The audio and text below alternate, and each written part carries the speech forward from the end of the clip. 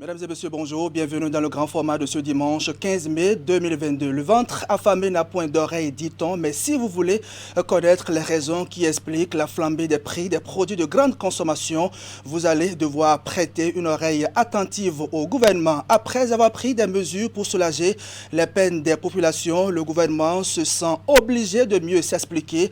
Depuis jeudi, donc, les ministres ont vidé les bureaux pour descendre sur le terrain au fin de tenter de vous apporter des éléments de réponse à vos diverses préoccupations sur le sujet. Alors, quelle pertinence pour cette démarche?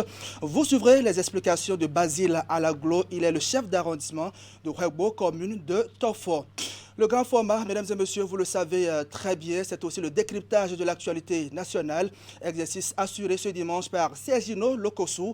Nous parlerons entre autres justement de l'opportunité de la tournée gouvernementale, du projet de loi portant création de la Cour spéciale des affaires foncières qui sera très bientôt sur la table des députés à l'Assemblée nationale et enfin l'éloignement des rois et têtes couronnées de la chose politique. Dans les 15 dernières minutes de cette édition, nous allons nous plonger dans le rap avec notre artiste de la semaine.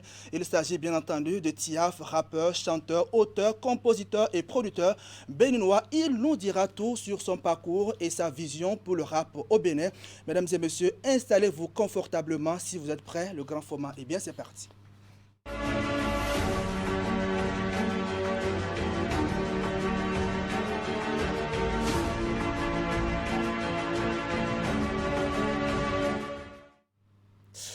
À la une de l'actualité au Bénin, on revient de long en large sur cette tournée d'explications initiée par le gouvernement à l'endroit des populations. Dans ce journal, nous ferons le point des étapes de Boycon, Panté, Savalou, Dassak, Toudjougou, Dangbo et Aboumé Kalavi. On parlera de tout ça dans un instant. On parlera également éducation avec les préparatifs de l'examen du certificat d'études primaires.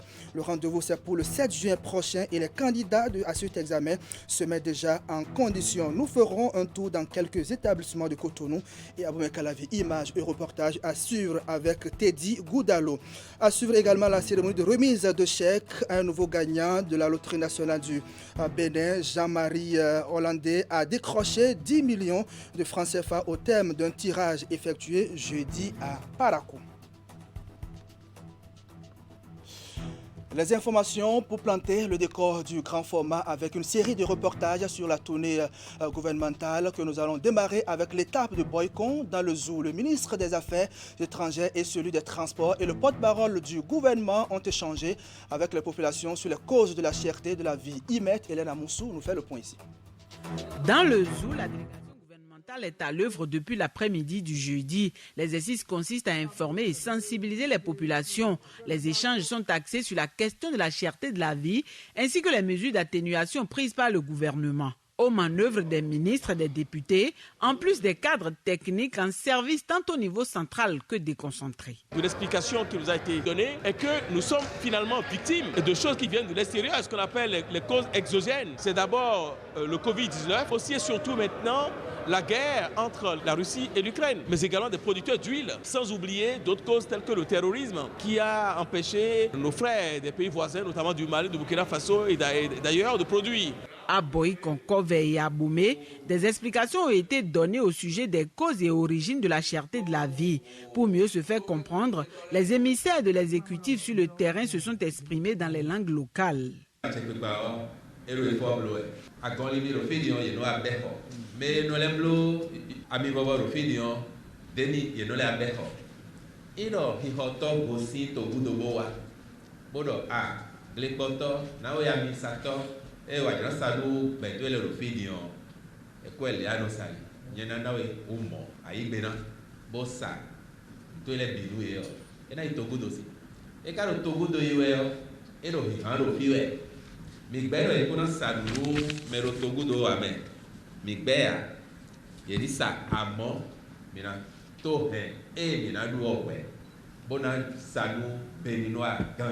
Dans plusieurs secteurs et ou domaines, des mesures concrètes prises pour soulager les peines des populations ont également été expliquées. Des subventions et exonérations aux actions envisagées afin de booster les productions dans le pays. Le gouvernement a déjà débloqué des milliards au fin de voler au secours des populations. Tant d'efforts qui méritent d'être relayés à suffisance en vue de contrer l'intoxication. Malgré ces subventions, on remarque quand même que les produits continuent à être chers sur le terrain et cela est dû au comportement des opérateurs économiques qui font de surenchère, qui stockent les produits et qui font des spéculations. Durant toutes ces étapes, nous avons senti des populations plutôt reparties, rassurées. Et nous-mêmes, nous nous sommes dit, nous irons rendre compte au gouvernement de certaines préoccupations qui ont été exprimées et le gouvernement prendra de nouvelles mesures pour satisfaire les besoins des populations. À la suite des divers exposés, à chaque étape, l'assistance a aussi eu droit à la parole. La séance de questions-réponses a été l'occasion d'aborder d'autres sujets auxquels des éclaircissements appropriés ont été apportés. Des éclaircissements appropriés qui ont été également apportés aux populations de Djougou. Nous sommes dans le département de la Donga. Ablaye Biotchane, ministre d'État chargé du développement et de la coordination de l'action gouvernementale, a pris en main la séance de sensibilisation avec à ses côtés ses collègues du commerce. Le point avec Teddy Goudalo. Des émissaires du gouvernement au contact des populations de la commune de Djougou. Eu égard à la cherté de la vie, Ablaye Biotchane et Shadia Assouma sont venus expliquer les raisons et les mesures d'atténuation prises par l'État. Ces effets, on les ressent surtout sur les prix des produits de base, le pétrole, le gaz, les métaux. Et avec la guerre en Ukraine, sur d'autres produits comme le blé, le maïs, les intrants agricoles, notamment les engrais, et encore plus sur les produits pétroliers. Nous avons la TVA qui représente une part non négligeable dans le prix d'un produit. Cette TVA est exonérée et à l'entrée et sur la vente aux consommateurs. Le riz importé qui était soumis à TVA, nous ne prenons sur ce riz-là que 20% de la TVA qui devait être due sur le riz. L'Indonésie a fermé ses frontières par rapport à l'huile. Nous n'avons aujourd'hui qu'une seule source de production. À ce rendez-vous explicatif, toutes les catégories socio-professionnelles se sont représentées. Ils ont à tour de rôle exposé leurs différentes préoccupations auxquelles des réponses sont apportées. Dans ce contexte difficile, le gouvernement n'est pas resté insensible aux souffrances de nos populations, de nos compatriotes. Et malgré les contraintes budgétaires, des mesures très fortes ont été prises depuis le mois de mars. Le gouvernement a anticipé et a exonéré donc l'huile végétale de TVA, qu'elle soit produite ici ou importée. Entre mars 2021 et mars 2022, 36 milliards de subventions ont été mises sur les hydrocarbures. C'est pour vous dire que la subvention sur les produits de première nécessité ont commencé depuis la Covid et se sont accentuées avec la crise que nous vivons à travers la guerre, puisque les intrants sont devenus plus chers et on ne pouvait pas donc ne pas soutenir les produits de première nécessité qui soient à la portée donc de nos populations. Les échanges se sont déroulés tant en langue locale qu'en français. Bien d'autres sujets relatifs aux actions du gouvernement sont également abordés et les deux parties repartent satisfaites de la rencontre. De Djougou, nous allons monter sur les collines avec la délégation gouvernementale pour le même exercice d'explication des causes de la cherté de la vie à Dassazoubé. Les ministres Gaston Dossoui en charge de l'agriculture et Eleodor Yayi, ministre donc de l'enseignement supérieur, étaient face aux populations. Ils ont également apporté des précisions sur la période de crise économique que traverse le monde. On retrouve Teddy Goudalo. L'exercice est assuré ici par le ministre en charge de l'agriculture, Gaston Dossoui, et celui de l'enseignement supérieur, Eleonore Yayi Ladikan. Les raisons de la cherté de la vie et les mesures d'atténuation prises par le gouvernement sont exposées à la population de Dassazoumé, composée de toutes les catégories socio-professionnelles. Nous étions en paix ici, on travaillait, on se voyait, on se côtoyait. Quand cette fameuse grippe-là est venue, Covid-là, les voyages étaient difficiles. Les bateaux ne sortaient plus. Les marchandises ne viennent plus vers nous. S'il y a peu, le prix va grimper, non? Le prix a grimpé. Nous-mêmes, on n'a plus la facilité de mettre d'œuvre. Certains pays ont fermé leurs frontières. La vie a commencé par se durcir. Pourquoi? Parce que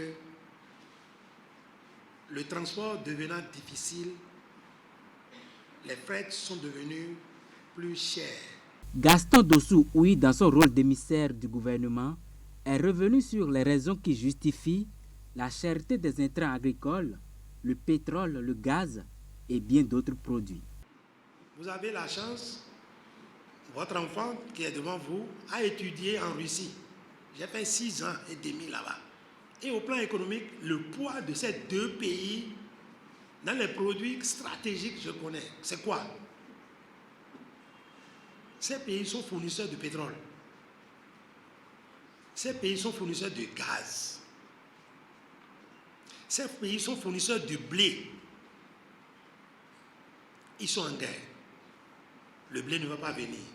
Le pain va coûter cher. Le gaz est à la base de la fabrication de beaucoup d'intrants chimiques, beaucoup d'intrants industriels.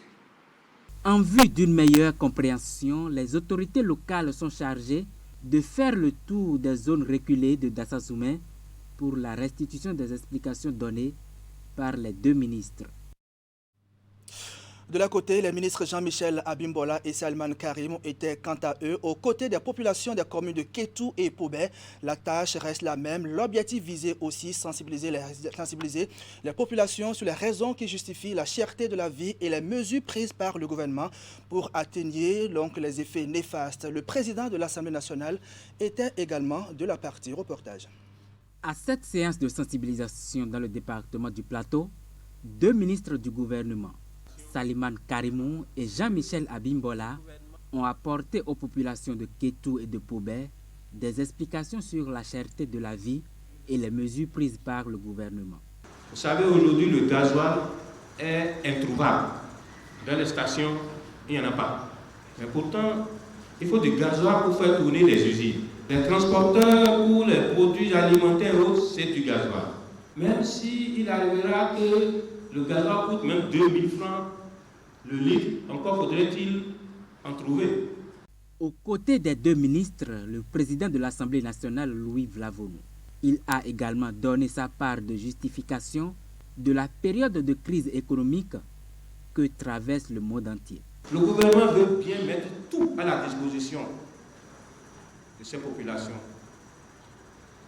Mais dans la communication, vous avez parlé des taxes auxquelles le gouvernement a renoncé, des impôts auxquels le gouvernement a renoncé. Mais le gouvernement doit payer les fonctionnaires. La cherté de la vie n'est pas l'affaire de seuls dirigeants du Bénin. Poubé va jouer son rôle avec sa vaillante population. La restitution des différentes interventions sera par la suite assurée par les maires et les chefs d'arrondissement des deux communes. On va quitter le département du Plateau pour l'Ouémé pour retrouver le ministre de l'Énergie et sa collègue de la fonction publique, Dona Jean-Claude Oussou et Adigatou Matisse, étaient à Dangbo au nom du gouvernement. Ils sont allés dire aux populations pourquoi la vie est si chère au Bénin depuis quelques mois. Les populations, elles, semblent avoir compris le message. Message reçu 5 sur 5 par les populations de Dangbo. Mission accomplie pour les membres du gouvernement. La feuille de route de cette descente était déjà claire. L'objet de cette rencontre est de partager avec vous les mesures prises par le gouvernement pour atténuer les effets de la conjoncture économique que traverse notre beau pays, le Bénin. À l'arrivée, elle a été déroulée comme convenu grâce aux interventions assez explicites des deux ministres sur le sujet de la rencontre. En français et beaucoup plus en langue, pour faciliter la compréhension de la plus grande partie de l'auditoire, la ministre du Travail et de la Fonction publique, ainsi que le ministre en charge de l'énergie, ont évoqué les causes de la flambée des prix de produits sur le marché. De la crise au Moyen-Orient, aux raisons conjoncturelles liées à la baisse de la production industrielle due à la Covid, les représentants de l'exécutif ont fait tout le tour. Ils ont atterri par les mesures gouvernementales adoptées pour résorber la situation. Donc, sur les produits pétroliers, le gouvernement a mis en place des subventions et lui coûte 5 milliards de francs CFA par mois. Sur les produits Les produits de grande consommation, j'en ai parlé tantôt, il y a des subventions qui sont mises en place. L'exonération de la TVA sur le blé, les huiles végétales, à 80% sur le riz et sur d'autres produits, etc.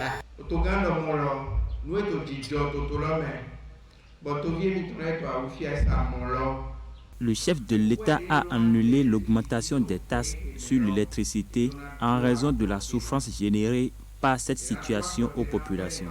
Cette augmentation qui était prévue dans cette année a pour raison la montée des coûts des différents intrants entrant dans la fabrication de l'énergie électrique, qu'il s'agisse du gaz, du gasoil ou du fioul.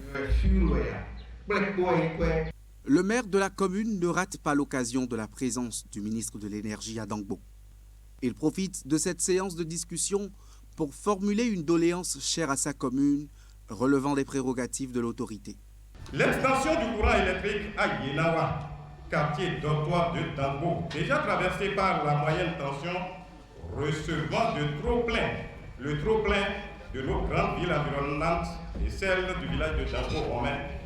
À l'instar de Dangbo, plusieurs villes du Bénin accueillent des membres du gouvernement en de pareilles séances d'explication sur la cherté de la vie.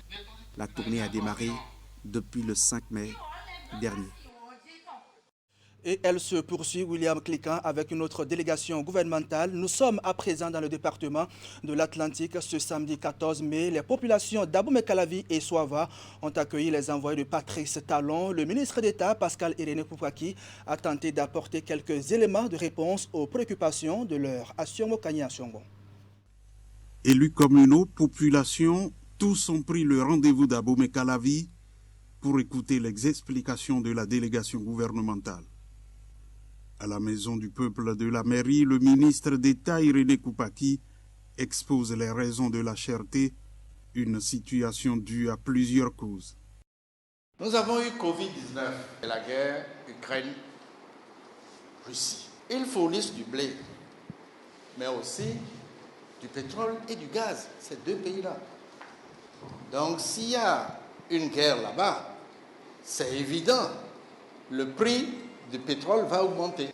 Mais nous avons une autre crise dans le voisinage, les problèmes frontaliers avec le djihadisme. Ça crée aussi des pénuries dans d'autres pays. Mais vous savez que le Bénin est le deuxième producteur de produits vivriers dans les pays de l'UEMOA. Le ministre d'État et la délégation qui l'accompagne expliquent les efforts fournis par l'État, efforts qui consistent à atténuer les peines des populations. Et vous savez, les mesures qui ont été prises par le gouvernement pour que le prix du pain n'augmente pas. Le gouvernement n'a pas augmenté les prix des produits pétroliers. Tous les mois, c'est une subvention de 5 milliards de francs CFA avec la capacité d'anticipation du chef de l'État et du gouvernement.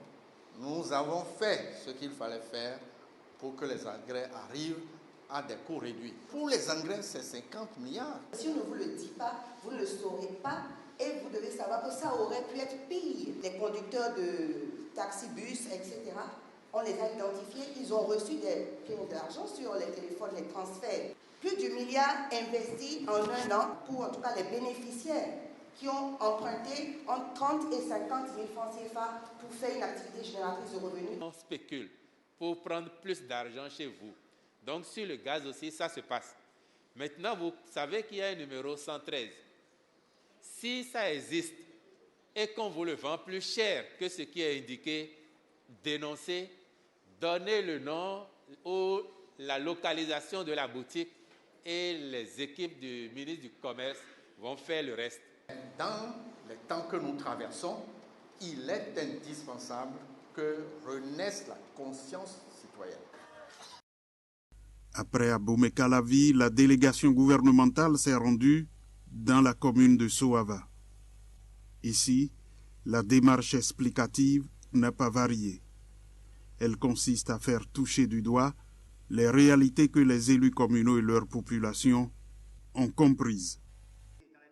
Les populations n'ont de cesse de réitérer leur reconnaissance infinie au chef de l'État et l'encourage vivement à ne point s'arrêter en si bon chemin.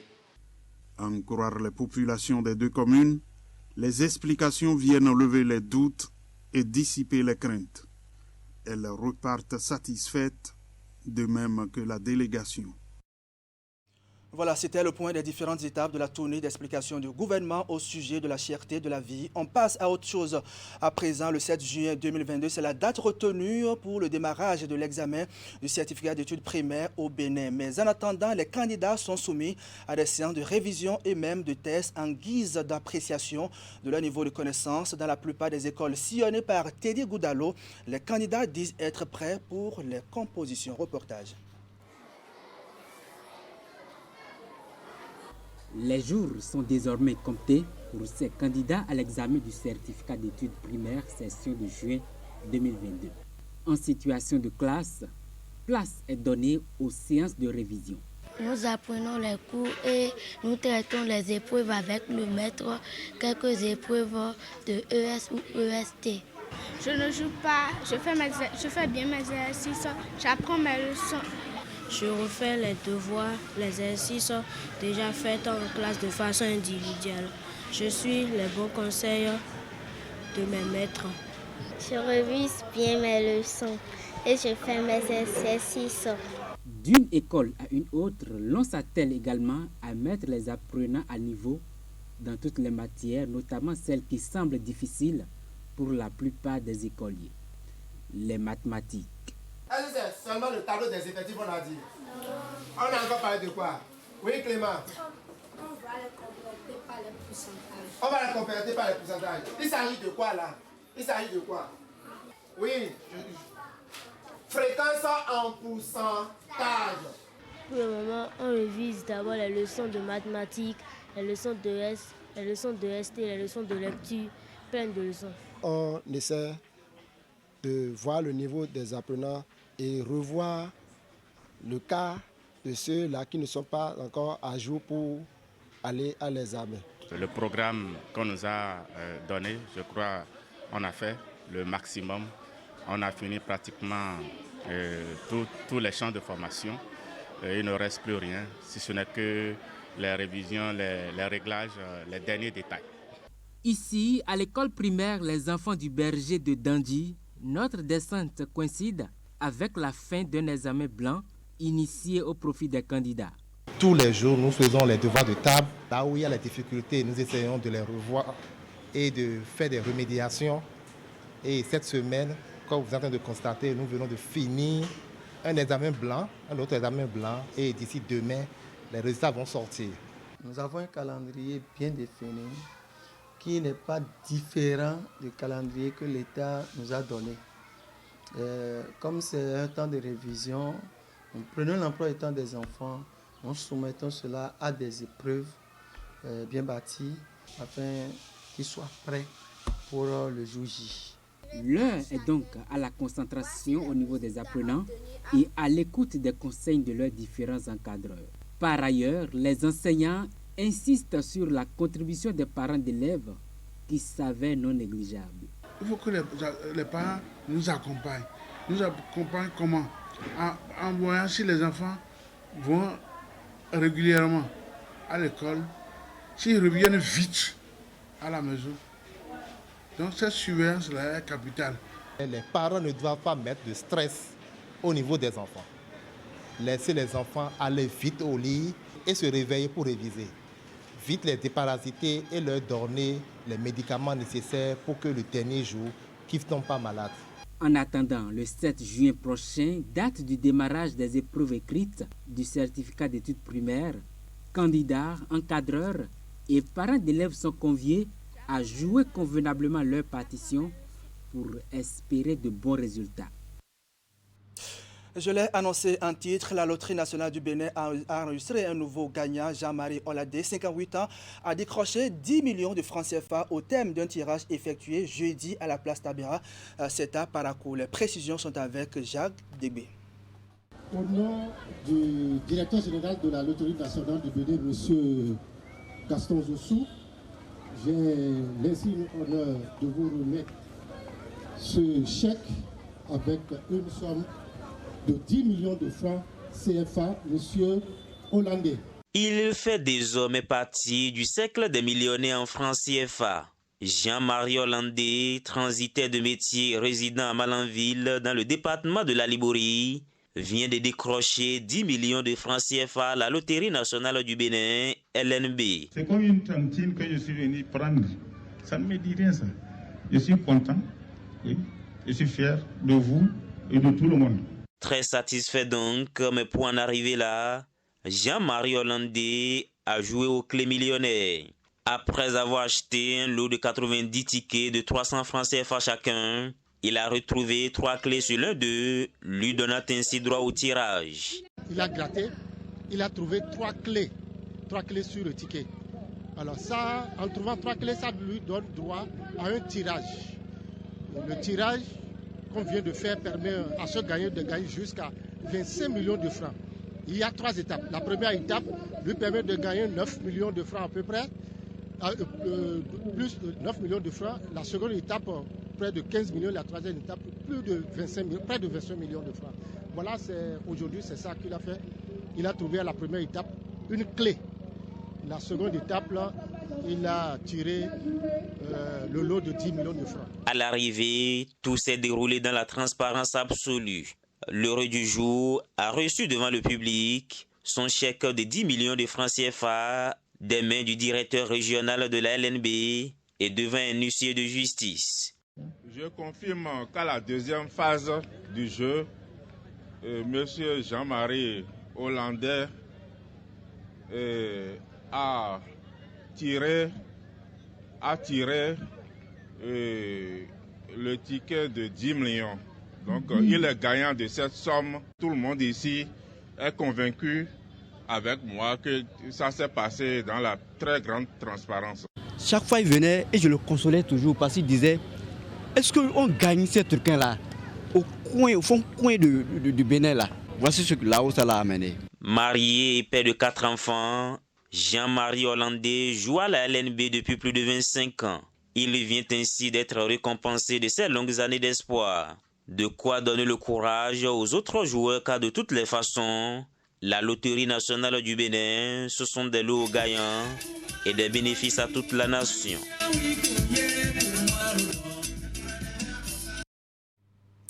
Voilà, mesdames et messieurs, c'était donc le point de l'actualité chez vous. Restez avec nous, notre aventure se poursuit. Nous avons encore plus d'1 heure à passer ensemble. Dans la suite maintenant, le plateau invité, Basile Alaglo, est le premier à passer par ici. Il est le chef d'arrondissement de Huebo. Avec lui, nous allons parler justement de cette tournée d'explications entamée par le gouvernement sur la cherté de la vie. Mais avant, une pause s'impose. Voici le ZAP 3 que nous propose comme tous les dimanches Nagui Balagbe.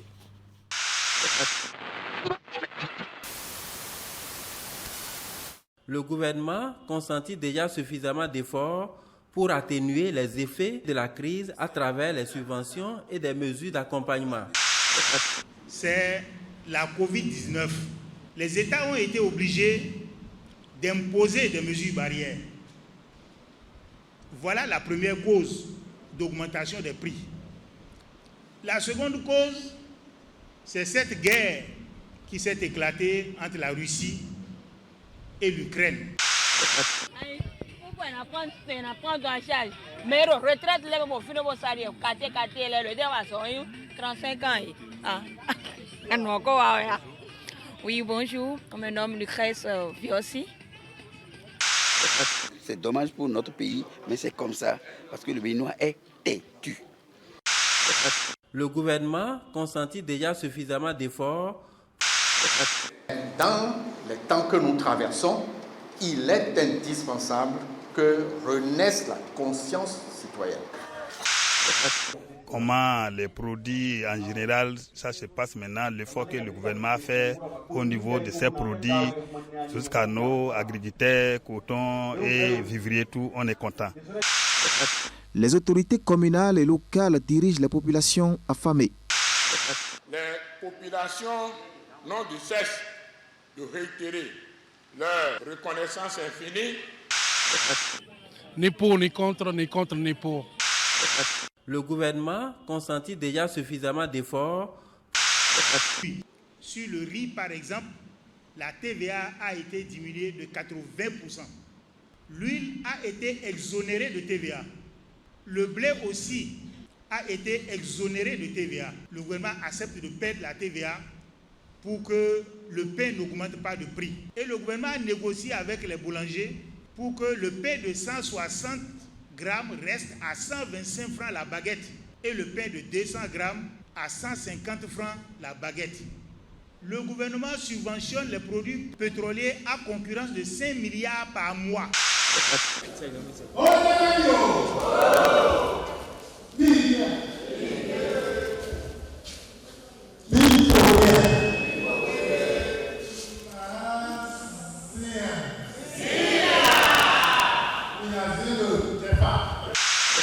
Le quotidien Fraternité rapporte les propos d'un élu local qui demande au chef de l'État de mettre les routes en berne et de donner à manger au peuple. Voilà. Bonjour. Bonjour. On m'appelle Muriel Tibozo. Pour Isaac Kodjo, chef quartier à Lokossa, les autorités communales et locales dirigent les populations affamées. À Bomekalavi, dans le département de l'Atlantique, renseigne Fraternité, le représentant des chauffeurs a affirmé, citation, « Les gens ont faim et nous réclamons le retour de l'ONASA ». Fin de citation. Le gouvernement consentit déjà suffisamment d'efforts. Pour ceux qui ne vous connaissent pas éventuellement. Qu'est-ce que tu fais comme ça? Bonjour. Bonjour. Je m'appelle Hervé Pizan Ressou.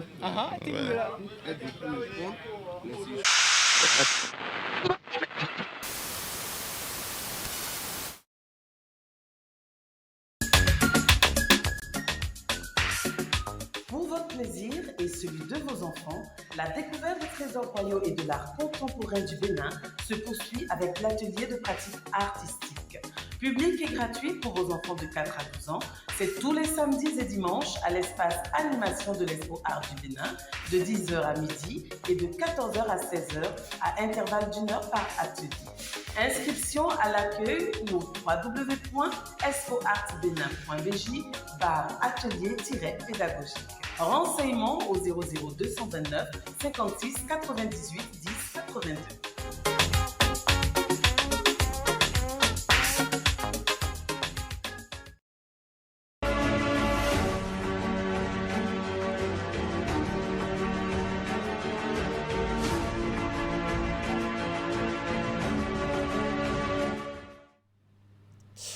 Quelles sont les raisons qui expliquent la cherté de la vie avec pour conséquence la flambée des prix des produits de grande consommation? C'est la réponse à cette grosse interrogation que le gouvernement entend porter à la connaissance des populations. Cette démarche est diversement appréciée au sein de l'opinion publique. Mais en réalité, quelle est donc la pertinence de cette tournée entreprise par le gouvernement depuis jeudi dernier? Nous en parlerons avec un acteur important du secteur de transport, chef d'arrondissement de Huegbo dans la commune de Tofo, M. Basile Alaglo. Bonjour. Bonjour, monsieur le journaliste. Alors, bienvenue sur le plateau du grand format.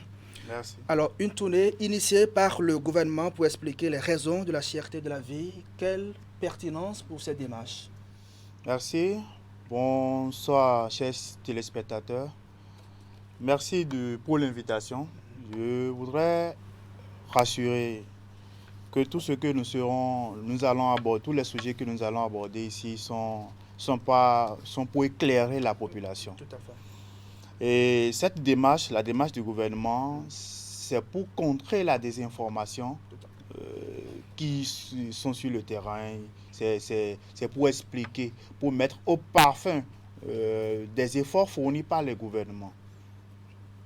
Alors, d'aucuns se demandent en quoi est-ce que ces explications apportées aux populations, en quoi est-ce qu'elles peuvent changer quelque chose dans le quotidien donc, de ces citoyens. Merci.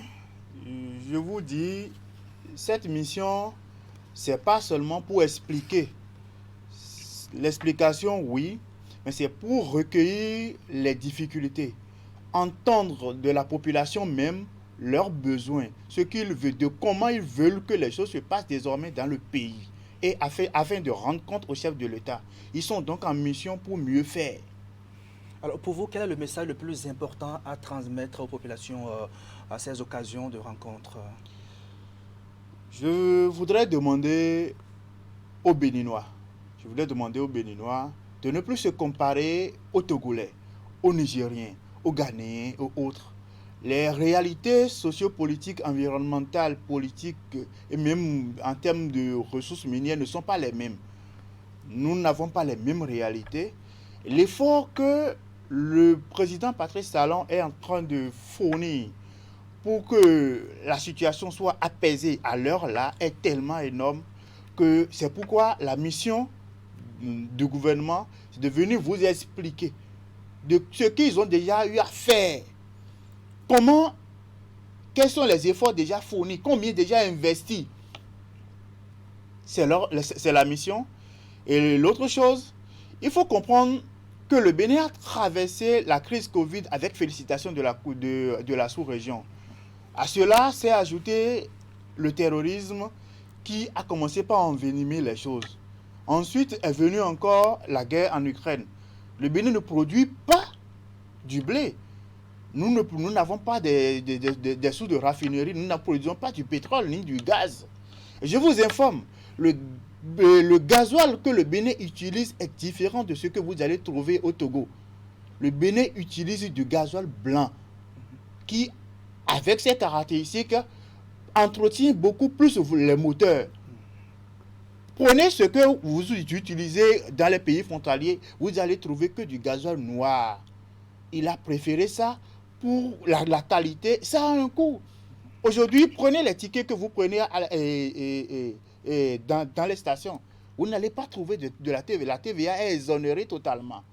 Je crois que ce sont ces explications qu'il faut apporter afin que le Béninois sache qu'ils ne sont pas les seuls, qu'ils ne sont pas laissés pour eux-mêmes et que le chef de l'État pense vraiment à eux. Alors, les moyens déployés pour organiser cette tournée dans toutes les localités du pays pourraient servir à quelque chose, notamment peut-être pour les populations les plus démunies du pays. J'aimerais rassurer encore le peuple béninois que la gestion de Patrice Talon est beaucoup plus rationnelle en ce qui concerne les dépenses publiques. Il n'y a pas de per diem pour cette mission. Jusque la logistique est assurée. La logistique, il n'y a que l'entretien des véhicules, la carburation et quelques affiches d'informations produites. Il n'y a pas de per diem, pas plus. Le reste, ils sont des responsables, ils sont dans le gouvernement, ils sont des autorités et c'est leur sacrifice à apporter aussi pour la chose commune. C'est tout. Donc il n'y a pas de grands moyens. Il n'y a pas de budget pour... Non, il n'y en a pas. Nous aussi, nous travaillons dans nos arrondissements, dans les mairies. On ne nous donne rien, c'est nous-mêmes qui fournissons nos efforts. Le reste, c'est tout. C'est tout, c'est nous-mêmes. D'accord. Avant donc cette tournée, le gouvernement a pris un certain nombre de mesures sociales pour atténuer les effets néfastes donc, de la cherté de la vie. Ces mesures ont-elles produit des effets espérés? Oui, je peux dire que toutes ces mesures ensemble ont donné assez de fruits. Si le gouvernement n'avait pas su contrôler le coût des produits pétroliers, ça va commencer d'abord par le prix du transport des produits que nous allons utiliser. Nous serons déjà au double du prix que nous utilisons aujourd'hui. Nous serons déjà au double du prix que nous utilisons aujourd'hui. Le pays est un pays essentiellement, le Bénin est un pays de transit. À partir de là, il a su contenir, avoir un peu la main sur les produits et en exonérant maintenant la TVA sur beaucoup de produits à grande consommation. Donc, les mesures prises, si ces mesures n'étaient pas, je crois que ce que nous sommes en train de dire serait vraiment... On serait déjà dans la catastrophe. Oui, on serait déjà dans la catastrophe. Alors, certains importateurs et revendeurs n'ont pas respecté les mesures sur le terrain, les mesures prises par le gouvernement. Vous êtes un acteur important donc, du secteur de transport. Comment expliquez-vous l'attitude ou le comportement de ces importateurs? Merci. Il faut comprendre ceci. Quand j'ai parlé du terrorisme, j'ai parlé du terrorisme dans la sous-région qui est venu encore amplifier, empirer encore les choses. Il faut comprendre, nos bonnes dames qui c'est du maïs, nos paysans, nos producteurs, ce qu'ils ont eu à récolter. Mais ils ont des propositions du Burkina, du Mali, du Niger, ces pays Sahel-là, qui n'ont pas eu la chance d'avoir produit quelque chose de bon. C'est eux qui ont créé ces surenchères-là. Et nos opérateurs économiques sont tombés dedans, oubliant les efforts, les recommandations du gouvernement. Vous êtes peut-être en train de prendre le maïs à 250. C'est un exemple que j'ai donné. Mais eux, ils vont vous proposer 500 pour payer partie. Je voudrais demander à ces importateurs-là de penser premièrement à leur pays. De penser premièrement aux Béninois. C'est nous d'abord, nous devons nous servir d'abord avant de penser aux autres. S'ils enlèvent ça dedans, je crois qu'avec les mesures que le gouvernement a prises, ces mesures que le gouvernement a prises, ça va beaucoup soulager le Béninois. D'accord. Le gouvernement, les membres du gouvernement sont sur le terrain. Au niveau de la commune de Tofor, est-ce que vous êtes déjà inscrits dans la même dynamique? Qu'est-ce que vous faites? Parce que lundi, si nos informations sont bonnes, le lundi, il y a une délégation gouvernementale qui sera à Tofor. Est-ce que vous avez déjà pris toutes les dispositions? Merci. C'est le lieu de remercier l'exécutif communal qui, avec une grande capacité managériale, a déjà dépassé même les explications au niveau de la commune. Nous sommes déjà prêts pour le lundi prochain. Et retenez, du 19 au 24 mai, l'exécutif, la SE de la commune, avec le chef d'arrondissement, nous allons parcourir tous les 10 arrondissements de la commune de Tofor afin d'expliquer encore plus ces problèmes-là au bas peuple, pour qu'ils puissent comprendre que le chef de l'État, Patrice Talon, qu'ils ont élu, ne les est pas, en tout cas les suit toujours, souffre avec eux et pense encore à des solutions pour pouvoir corriger tout ça. Alors, on dit que Tofor est le grenier de l'Atlantique. Quels sont les facteurs qui lui donnent ce statut? Merci. Tofor, grenier de l'Atlantique. Tofor doit ça... Grenier de l'Atlantique, oui. Frappé aussi par la cherté de la vie.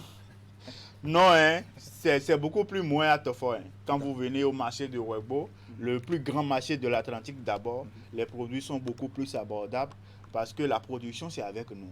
Ça quitte juste nos arrondissements, nos villages, et ça vient au marché de Ouegbo, là, et vous payez. À Ouegbo, comment c'est quoi, vous allez trouver tout ce que vous voulez à moins coût. En tout cas, les produits maïs et autres, là, nous ne vivons pas ces surenchères là à Tofor. Non. Alors, quels sont les facteurs quand on dit Tofor est le grenier de l'Atlantique? Pourquoi est-ce qu'on dit ça? Tofor doit ça à la richesse de sa terre, la disponibilité d'abord des terres cultivables et à la bravoure de ces jeunes-là, de nos parents qui, depuis des décennies, ont fait de Tofor ce label. Il y a, je vais vous dire, assez de produits que nous trouvons. Du maïs, nous en cultivons en quantité. Nous cultivons du sorgho, en quantité aussi, nous cultivons du sorgho. Nous cultivons du manioc. La farine de manioc, vous allez aussi en trouver beaucoup plus.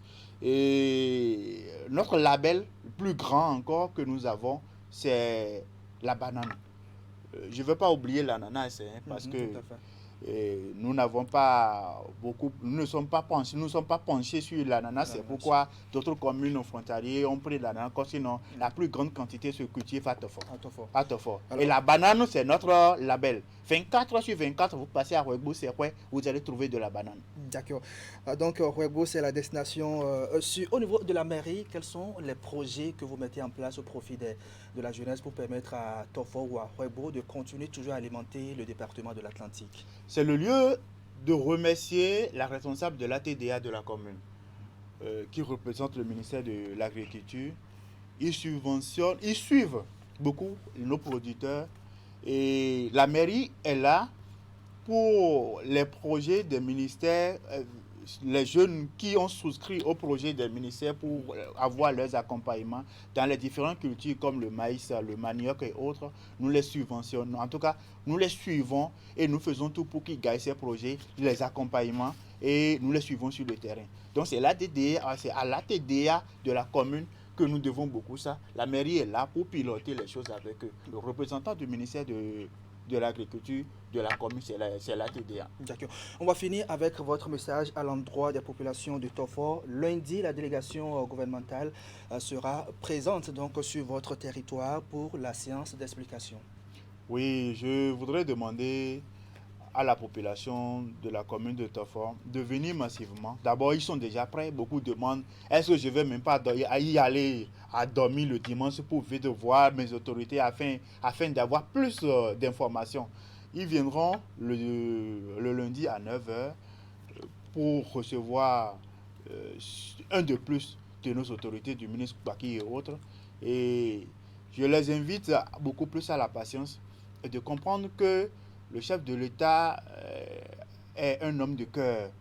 Il pense beaucoup à sa population. C'est pourquoi il a envoyé ses émissaires pour recueillir encore leurs avis, leurs volontés. Et quand ils vont repousser chemin, ça sera leur volonté, ce qu'ils auront à manifester dans ces réunions-là, dans ces assises-là, qui vont commencer par être effectuées sur le terrain, vous allez constater. Merci à vous, Monsieur Basile Alaglo, chef d'arrondissement de Rouego, c'est dans la commune de Tofor, par ailleurs, acteur important du secteur des transports. Merci de votre passage sur le plateau du grand format. Bon retour à vous et bon dimanche. Merci beaucoup. Mesdames et messieurs, nous allons évoquer un autre sujet avec un autre invité. Il s'agit de l'imam Shakiro Amoussou. Dans quelques instants, on parlera donc de pèlerinage à la Mecque. On va l'installer avec la complicité de mon réalisateur, William Zanou.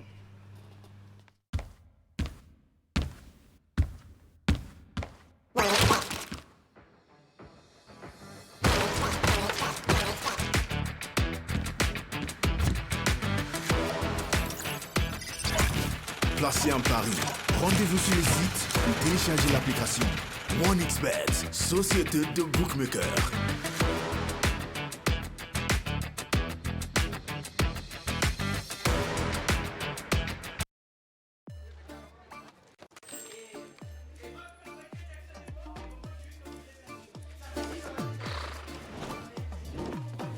Oula, c'est bientôt l'heure de ma série sur Novelas. Ah, mon film aussi passe sur Nollywood, hein.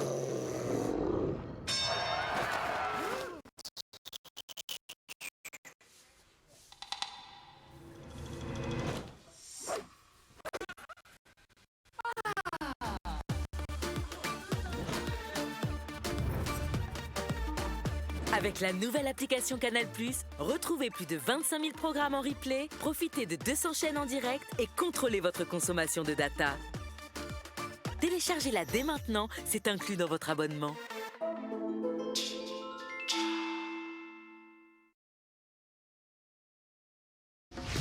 Pouvez-vous imaginer l'Afrique sans manioc ? Nous sommes nombreux à consommer au moins une fois par jour un mets à base de manioc. Le manioc est cultivé par de valeureux hommes et femmes à travers tout le continent africain.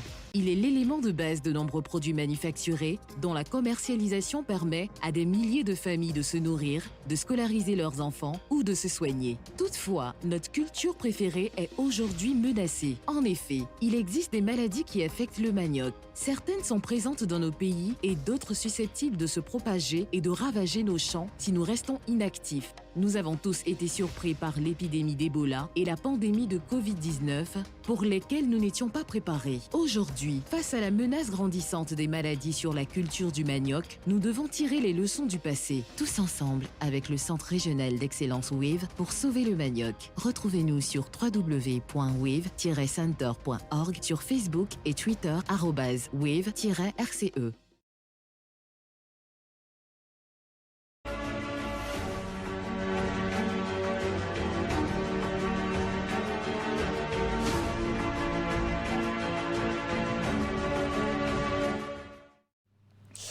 C'est un rendez-vous annuel de la communauté musulmane en Arabie Saoudite. L'édition 2022 du pèlerinage à la Mecque aura bel et bien lieu pour faciliter les déplacements des pèlerins béninois. Le gouvernement du président Patrice Talon a initié des réformes aussi bien dans les formalités administratives que le convoyage des délégations béninoises. Alors, que va-t-il changer dans l'organisation du Hajj 2022 au Bénin? L'imam Shakirou Amoussou est sur ce plateau pour nous en parler. Imam, bonjour. Bonjour. Alors, vous êtes également représentant de la société Tout est accompli multiservice, société agréée pour le Hajj. Bienvenue sur le plateau du grand format. Merci. Alors, le Hajj, c'est l'un des 5 piliers de l'islam. On va rappeler très rapidement son importance pour le fidèle musulman. Merci d'abord pour l'occasion que vous m'offrez pour m'exprimer.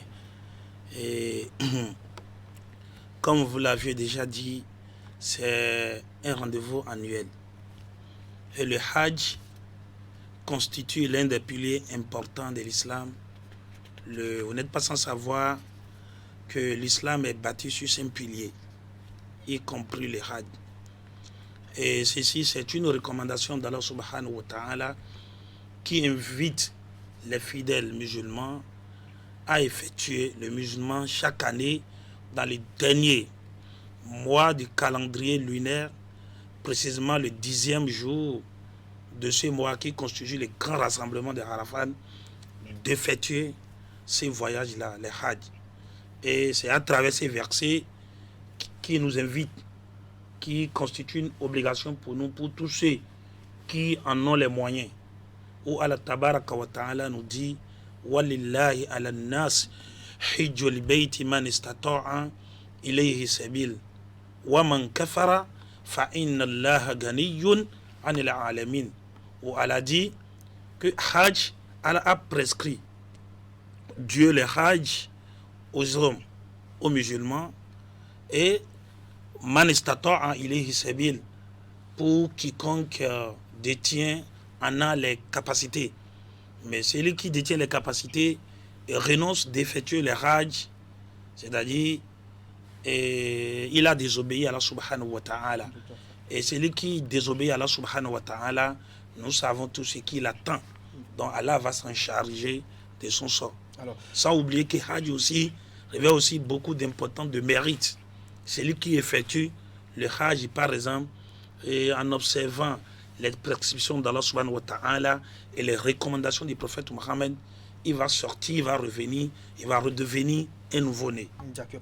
Après 2 ans de restrictions dues à la pandémie du Covid-19, le Hajj 2022 aura lieu dans de bonnes conditions. Les fidèles musulmans du Bénin, à l'instar de ceux du monde, se préparent pour cette campagne. Comment se déroulent donc les préparatifs?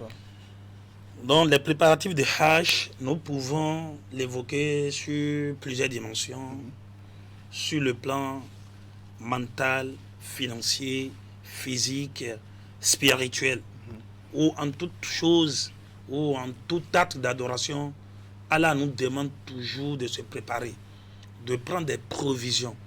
Vous voyez, ceci commence par d'abord la bonne santé. D'abord, le Hajj, ce n'est pas obligatoire à tout le monde.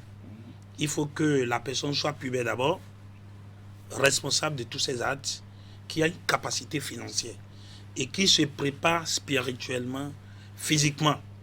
Parce que les climats de l'Arabie Saoudite et nos climats ne sont pas les mêmes choses. Vous voyez, donc il y a des vaccins, il y a des dispositions sanitaires. Il faut prendre à cet effet où l'organisation, le comité d'organisation est chargé de veiller à ce que cela soit appliqué à tous les futurs pèlerins. Vous voyez, donc on ne s'endette pas pour effectuer les Hajj. Donc il faut s'assurer que le futur pèlerin s'est acquitté de toutes ses dettes, qu'il est capable de quoi nourrir sa famille après son absence. Donc tout ceci rentre dans le cadre de la préparation. Il informe également ses parents.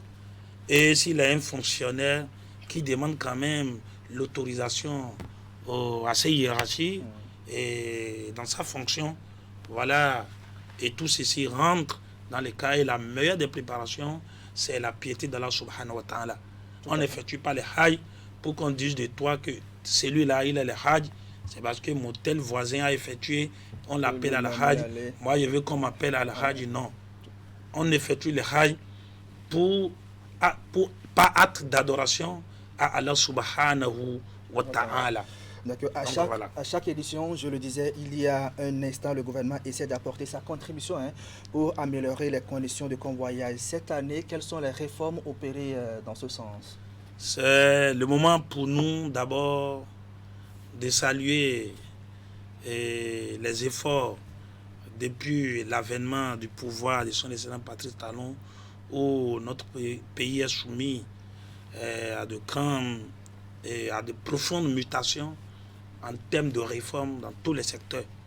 Et cela aussi a affecté les Hajj. Et les réformes dans le secteur des Hajj sont des réformes salvatrices à louer et à encourager le gouvernement. Vous voyez, pas le passé. Parce que pour apprécier une chose, ou bien pour comparer, il faut deux choses pour faire la comparaison. Pas le passé, vous n'êtes pas sans savoir comment nos pèlerins, nos convoyants géraient les pèlerins. Les pèlerins, on les traînait dans les mosquées. Les gens payent sans pouvoir effectuer les Hajj. Les gens sont abandonnés comme des miséreux, des misérables en Arabie Saoudite. Comment ils sont logés? Vous voyez, nos pauvres parents qui cotisent de l'argent, des millions pour effectuer les Hajj, ils sont laissés pour compte. Dans un État responsable, le gouvernement est chargé de mettre l'ordre, de ne pas laisser ses concitoyens, de ne pas laisser quiconque, n'importe qui, de corrompre ses concitoyens. Et d'abord, il est le garant de la stabilité, de la sécurité de tous. Donc, ceci relève de sa compétence quand même de mettre l'ordre. Quand il y a trouble, il doit mettre de l'ordre. Donc, c'est en cela, nous voyons à point nommé ces réformes salvatrices qui a corrigé cette défaillance depuis des décennies, depuis des années, dans le secteur de Hajj. Quelques-unes, quelles réformes? Non, de ces réformes, aujourd'hui, ce sont des sociétés, des ONG, des associations, des centaines d'associations de convoyage qui, avec un encadrement digne, ou des années récentes où nos pèlerins traînaient à la mosquée, des Zongo partout. Aujourd'hui, à ces réformes, à l'avènement de ces réformes, nous avons un centre d'accueil des pèlerins, aujourd'hui financé par le gouvernement de Patrice Talon, par exemple. À l'heure où je vous parle, les réformes ont conduit à ce que 27 sociétés ont été retenues pour convoyer les pèlerins au Hajj, à la Mecque, avec un cahier de charges très bien défini. On sait désormais qui fait quoi et comment, quand. On sait qui est responsable de chaque acte. Donc c'est en cela il s'agit. Et tout est informatisé de ces réformes. Vous voyez? Et désormais, nos futurs pèlerins seront traités comme les pèlerins des autres pays en Arabie Saoudite. Ils ne seront pas laissés pour compte. Le gouvernement va veiller désormais à les logements, à la restauration, le transport et tout ceci. Vous voyez? Un État comme le nôtre est assez responsable et qui prend en compte l'organisation et auquel on échoue. Et nous sommes conscients que le Hajj de cette année sera quand même exceptionnel. Voilà. Alors, les opérations d'enregistrement sont déjà lancées, les différentes pièces à fournir pour se faire établir le passeport sont connues. Quel regard portez-vous sur cette étape donc, du processus? Et c'est une étape très importante dans l'organisation des Hajj. Comme je l'ai dit, ceci entre aussi dans les cas des réformes. Si vous lisez la communication du ministère de l'Intérieur invitant les pèlerins à s'enregistrer, mais il y a un point où je félicite le gouvernement. Vous ne pouvez pas savoir, vous ne pouvez pas imaginer où nos convoyeurs laissent les pèlerins béninois qui ont payé et ils envoient les étrangers à la Mecque. Les gens du Nigeria, un peu partout, de Togo et ainsi de suite. Et pourtant, les Béninois, alors que les quotas octroyés au Bénin cette année par l'Arabie Saoudite, l'année dernière, c'est plus de 4000. Cette année, c'est 2000 quotas. Et c'est restreint. Donc, à travers ce processus de recensement, déjà, les étrangers d'abord sont limités. Ceux qui ont déjà fait 1 an de séjour au Bénin pourront voyager avec les cartes de séjour. Et non, à la veille, on fait venir des gens pour les envoyer à Hajj avec un prix peut-être, et ils payent très bien. et que nos parents qui ont payé les frais de Hajj sont incapables de voyager, alors que le nombre de places est limité. Tout à fait. Vous voyez? Donc voilà en cela que nous invitons nos pèlerins à s'enrôler, à faire d'abord les RAVIP, faire les CIP et les passeports. Et ceci, il y a des points d'enregistrement, le gouvernement dans la communication, où nous invitons tout le monde, ceux-là qui ont l'intention d'effectuer les Hajj, de venir se manifester, de se faire enregistrer. Voilà. D'accord. Il y a également cette question de retard de vol. Pendant que certains ont commencé le Hajj en Arabie Saoudite, on voit d'autres pèlerins regroupés ici encore à Cotonou, Angoissé. Est-ce qu'il y a des dispositions qui ont été prises pour corriger ce état de choses? Parce que par rapport à ça, je crois que le gouvernement a déjà anticipé à la quête de recherche quand même des propriétaires d'avions pour pouvoir, parce que cela relève maintenant désormais au gouvernement. Et nous avions confiance à ces gouvernements, et un gouvernement responsable, un gouvernement conscient. On sait que rigoureusement dans les clauses, on sait déjà quand est-ce que le dernier vol doit partir. Et ceci, ça a été clair lors de nos dernières formations avec l'agence qui est chargée de faire les formalités avec les sociétés et les comités, les COS Hajj. Et ceci, on connaît déjà les derniers vols. Donc à ce niveau, il n'y a pas d'inquiétude, il n'y a pas de soucis à faire à ce niveau. Tout doit se dérouler à partir à temps. Puisqu'il y a un cahier de charge à temps et qui interpelle bien le convoyeur, aussi les gouvernements. D'accord. Imam Shakiro, on va finir avec votre message à l'endroit des pèlerins ou des candidats donc, au pèlerinage à la Mecque. Et mes messages, c'est de dire que cette année, le Bénin a seulement 2083 quotas pour envoyer. Il peut y avoir de 5000 peut-être des candidatures à Hajj. D'abord, nous invitons les pèlerins à se manifester très rapidement. Et c'est le lieu pour moi de les dire, de les orienter à travers notre société. Tout est accompli, multi-service, que nous réservons un accueil très chaleureux à nos pèlerins. Et nous sommes une jeune équipe où nous allons nous assurer que nos pèlerins, tous ceux qui passeront par le biais de cette société, tout est accompli, multi-service. Nous allons nous assurer qu'ils vont effectuer les pèlerinages comme prescrit par Allah et le prophète Mohammed sallallahu alayhi wa sallam. Nous sommes très organisés. Nous les invitons à temps à nous contacter 96 93 12 78 et je répète une fois encore 96 93 12 78 à se manifester à temps. Pourquoi? Parce que le danger, l'enregistrement désormais se fait en ligne et chaque société agréée a un code pour enregistrer ses pèlerins. Et dans les clauses avec le gouvernement, il faut que chaque société, avant que le système accepte l'enregistrement de vos pèlerins, il faut que chaque société arrive à enregistrer au moins 200 pèlerins. Et c'est à partir du 3e jour vous faites le paiement. Si les pèlerins ne se manifestent pas et vous venez à la dernière minute, voilà que nous sommes 27 sociétés agréées et ceux-là ont déjà fini d'enregistrer les 2083 quotas. Donc, dans ce cas, vous ne pouvez plus effectuer le pèlerinage à la Mecque. C'est pourquoi nous demandons que, avec tout est accompli, Team Social, agence de voyage, tout est assuré. Il n'y a pas question que nous allons respecter à la lettre rigoureusement le cahier des charges et les réformes et dans ce secteur-là. Donc soyez sûrs qu'il n'y a pas d'inquiétude. Ceux qui sont encore réticents, il faut qu'ils soient sûrs maintenant que non, les choses ne se passeront pas comme ça se passait. Les choses ont que changé. nous allons nous... Voilà. Les choses ont changé maintenant au Bénin. Ouais, merci absolument. à vous, Imam Shakiro Amoussou, pour ces précisions et bonne journée à vous. Bon Merci. dimanche. C'est moi qui vous remercie. Mesdames et messieurs, en attendant de recevoir Sergino Lokosso, l'invité média, nous allons recevoir notre artisan de la semaine. Ce dimanche, on s'intéresse au métier de vulcanisateur.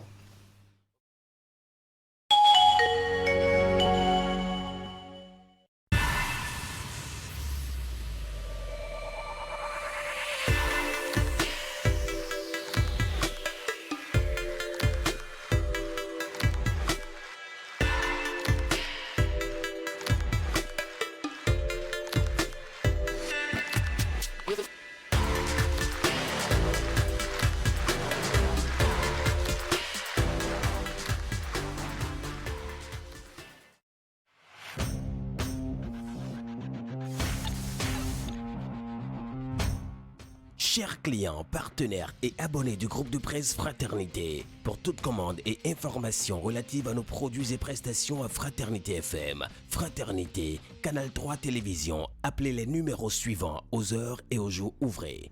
95 74 29 23, 95 74 29 25, 97 77 33 02, 96 61 13 30, 69 17 99 99, 69 23 55 55, 61 62 12 02, WhatsApp, email canal3benin@yahoo.com, info@canal3télévision.com, fraternitéfm@yahoo.com, fraternews@yahoo.com.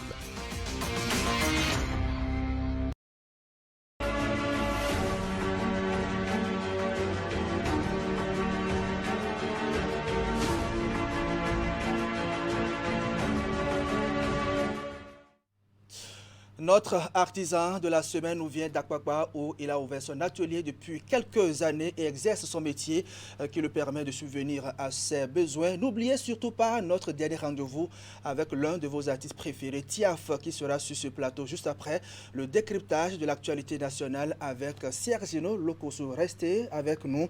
Donc, Ignace Awandino, bonjour. Bonjour, monsieur le journaliste. Alors, vous êtes le président national des jeunes vulcanisateurs du Bénin, également président de la branche veto littorale des artisans. Le grand format, c'est aussi pour les artisans et c'est avec plaisir que nous vous recevons sur ce plateau. On va parler de votre métier, la vulgarisation. Pourquoi vous l'avez choisi? Merci beaucoup. La vulgarisation, je l'ai choisie parce qu'elle a beaucoup de ressources humaines. La vulgarisation est un métier où rien n'est à jeter dans ce métier quand il s'agit de réparer les pneus, les chambres à air. D'accord. Ce métier, il faut combien de temps pour l'apprendre, l'apprentissage? Ça fait 1 an, 2 ans, 3 ans? Merci beaucoup. Apprendre le métier de la vulgarisation à nos jours d'aujourd'hui, il faut avoir déjà à partir de 16 ans pour faire une année de 5 ans. Vu les matériels que nous avons aujourd'hui, qui sont les matériels modernes. Et pour ça, nous devons avoir un niveau d'études et un âge minimum de 16 ans. Très bien. Pour celui qui a 16 ans, doit faire une année de 5 ans. Pour quelqu'un qui a déjà à partir de 18 ans et INS, doit faire une formation de 3 ans. Là, ça lui permet de facilement se retrouver dans la nouvelle méthode de la modernisation qui est en jeu aujourd'hui. D'accord. Et quelles sont les différentes techniques que vous utilisez pour réparer les pneus et satisfaire vos clients? Les méthodes que nous utilisons pour satisfaire les clients sont beaucoup. Quelques-unes. Merci. Et jusqu'à l'heure où nous vous parlons, il y a encore des gens qui sont encore dans l'ancienne manière de réparer les pneus. Dieu merci, nous sommes en train de trouver déjà des portes de sortie pour les enlever de cette ancienne manière de réparer les pneus. Aujourd'hui, nous sommes à la modernisation. Ça nous permet aujourd'hui d'avoir des équipements, des matériels qui nous facilitent la tâche de faire le travail vite et bien fait. Donc aujourd'hui, nous nous rassurons que le métier de la vulgarisation aujourd'hui est un métier. Et après les docteurs, on verra les pneumatiques que nous sommes. Vous n'êtes pas sans savoir qu'avant d'être ici, si mon pneu n'était pas en état qu'il faut, je ne pouvais pas être à l'heure. Alors c'est ainsi que pour tous les directeurs, ministres et autres, sans les vulgarisateurs, je crois que beaucoup va rester à faire. Le pneu ne roule pas? Oui. D'accord. Oui. D'accord. Et à quel niveau de dégradation de pneus se limitent donc les compétences d'un vulgarisateur? Bon, à ce niveau, je crois que quand ça arrive, nous n'avons pas de choix. Les pneus, pour un bon sachant, doit connaître son travail à un niveau où, quand la dégradation d'un pneu est à son terme, il n'y a pas de solution. Et ce qui est encore marrant dans ça, est qu'un vulgarisateur doit prendre toujours des dispositions qu'il faut pour éviter la dégradation en lui-même, personnellement. Pourquoi? Parce que vous voyez, le travail de la vulgarisation, d'abord, est un travail salisant. Les pneus passent un peu partout et ça peut rendre facilement malade.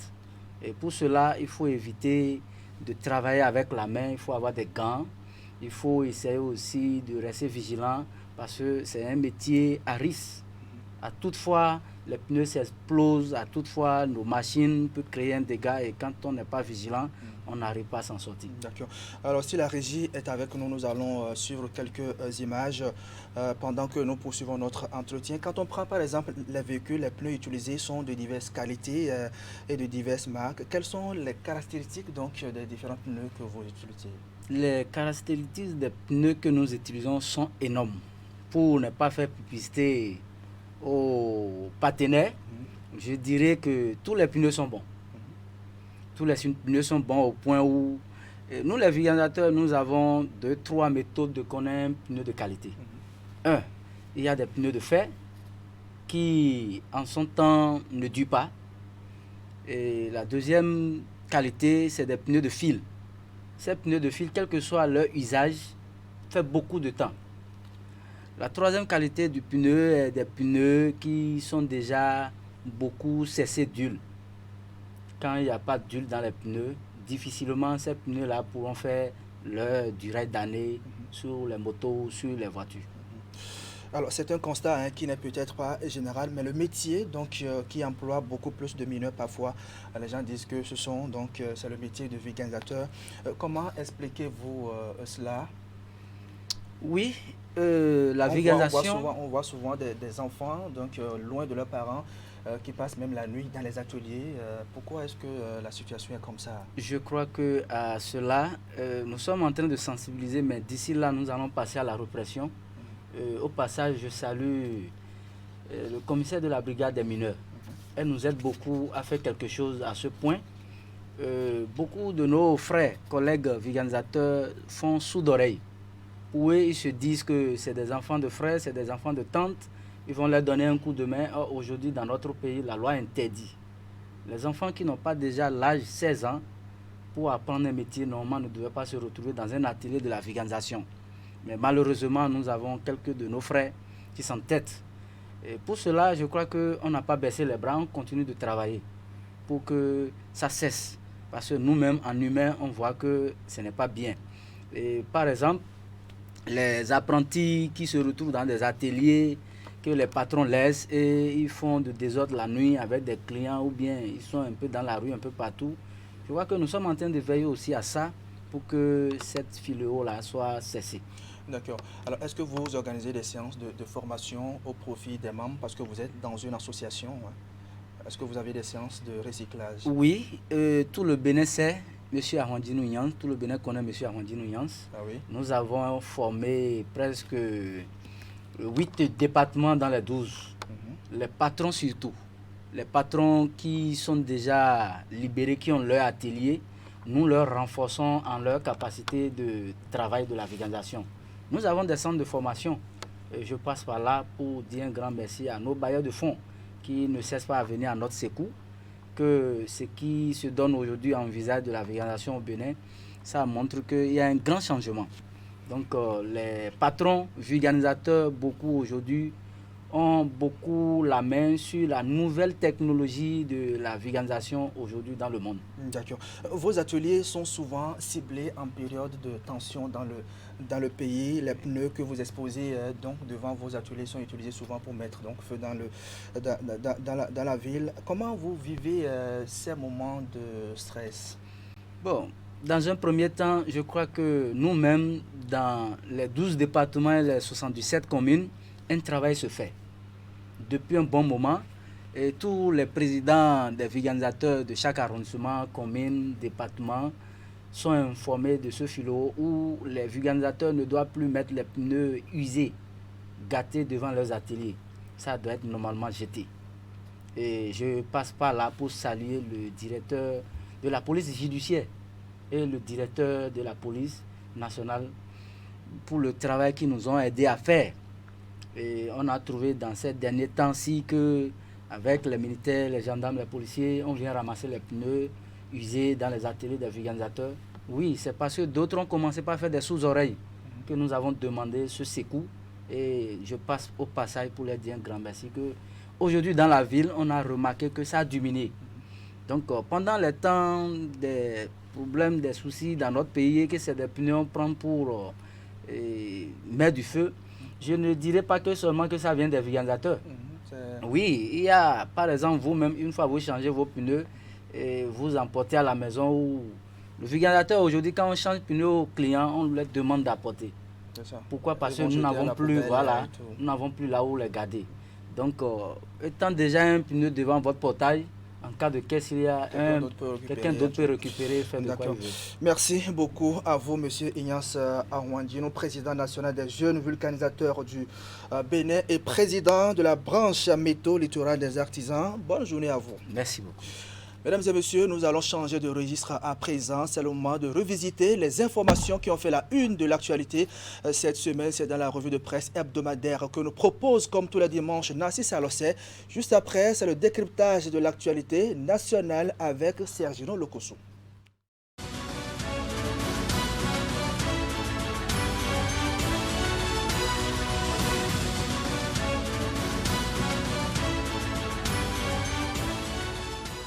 Bonjour à toutes et à tous. Top départ pour la tournée nationale annoncée par le gouvernement pour expliquer aux populations les raisons qui justifient la cherté de la vie et les mesures prises pour mieux faire face au phénomène. Selon les journaux, les 77 communes du Bénin ont été investies depuis jeudi dernier par les membres du gouvernement. Cherté de la vie au Bénin et ailleurs, les mesures d'atténuation exposées aux populations, titre le quotidien Le Matinal à sa de une. Le quotidien La Nation en fait son gros titre et nous rend compte du contenu du message véhiculé par les émissaires du gouvernement. Un message qui, à en croire le quotidien du service public, se résume à un appel à la solidarité nationale. C'est aussi une invite à intensifier le contrôle des prix, souligne la publication. Dans le fond, la tribune de la capitale parle d'une mission difficile pour les émissaires de l'exécutif, appelés à convaincre la grande majorité des Béninois qui ploient sous le joug de la misère. Du coup, conclut mon confrère, cette tournée nationale d'explication est un tour de force des ministres, députés et maires. Un avis que semble partager le quotidien Fraternité. Mon confrère publie dans ses colonnes un échantillon de l'ambiance qui prévaut autour des échanges entre envoyés de l'exécutif et les populations.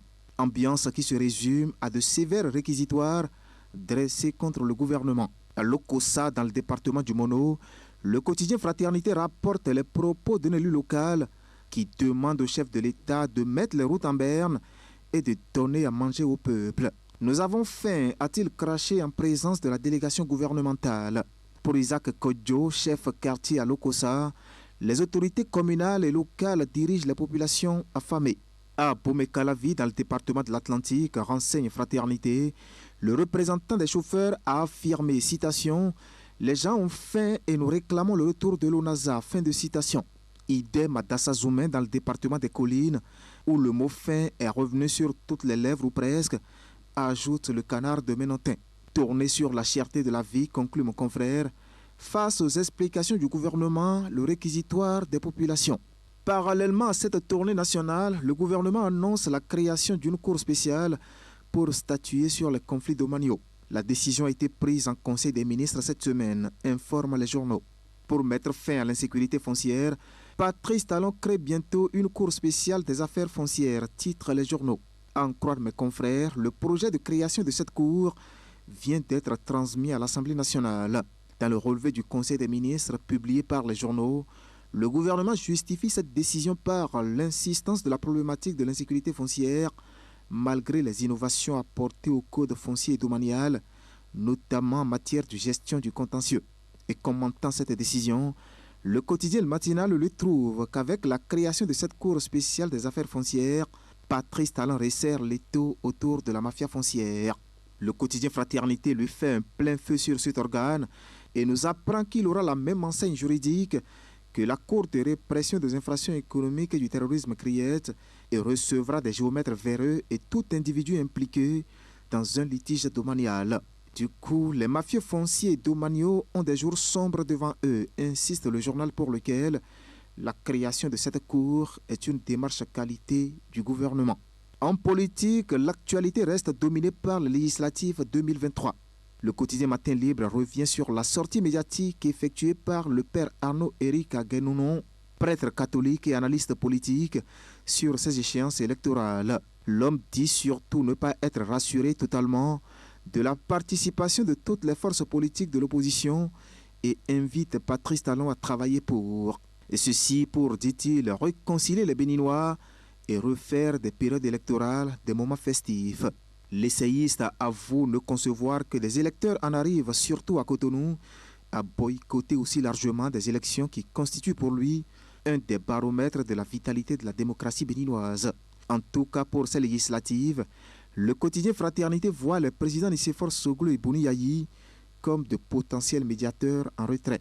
Dans le contexte politique actuel au Bénin, à quelques 7 mois d'un scrutin capital, écrit le journal, ils sont trop silencieux pour qui les connaît. Ces deux anciens chefs d'État ont plutôt habitué leurs compatriotes à de fréquentes prises de position lors des débats d'enjeux nationaux et quand l'heure et les circonstances s'y prêtent. Mais hélas, depuis peu, leur silence devient de plus en plus lourd. Pour conclure, le journal pense qu'une posture de médiateur et de pacificateur leur irait mieux pour un Bénin plus démocratique et de paix et face au risque devant un processus électoral à enjeu. Ça ne devrait même pas être un choix, mais plutôt une obligation républicaine, martèle le Canard de Ménotin. Le même journal parle d'un processus électoral inclusif en 2023 et croit savoir que tous les acteurs politiques sont unanimes sur la question. Aucun parti politique ne souhaite une résurgence de la crise qui a secoué le personnel politique et l'ensemble du pays lors des législatives 2019. 4 ans après, plus personne ne souhaite revivre ces tourments. Pour l'autre quotidien, quel intérêt en tirerait la mouvance politique qui est seule représentée au Parlement actuel et qui espère légitimement gagner ces élections? Quel intérêt a-t-elle à modifier les règles du jeu d'une élection qui va se dérouler dans quelques mois, s'interroge mon confrère pour qui tout dépend de la capacité de la classe politique à transcender les intérêts égoïstes pour prévenir toute crise majeure. Le Bénin a tout à gagner en créant les conditions pour que les prochaines législatives soient véritablement une occasion de fête, conclut l'autre quotidien. Et ce dont l'opinion publique est certaine désormais, c'est que les rois ne doivent plus participer aux réunions politiques.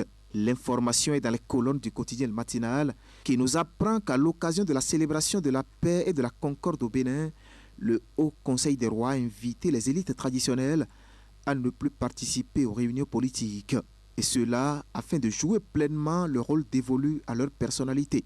Cet appel, selon le journal, a été lancé suite au constat selon lequel la présence des autorités morales est de plus en plus observée dans les rencontres politiques.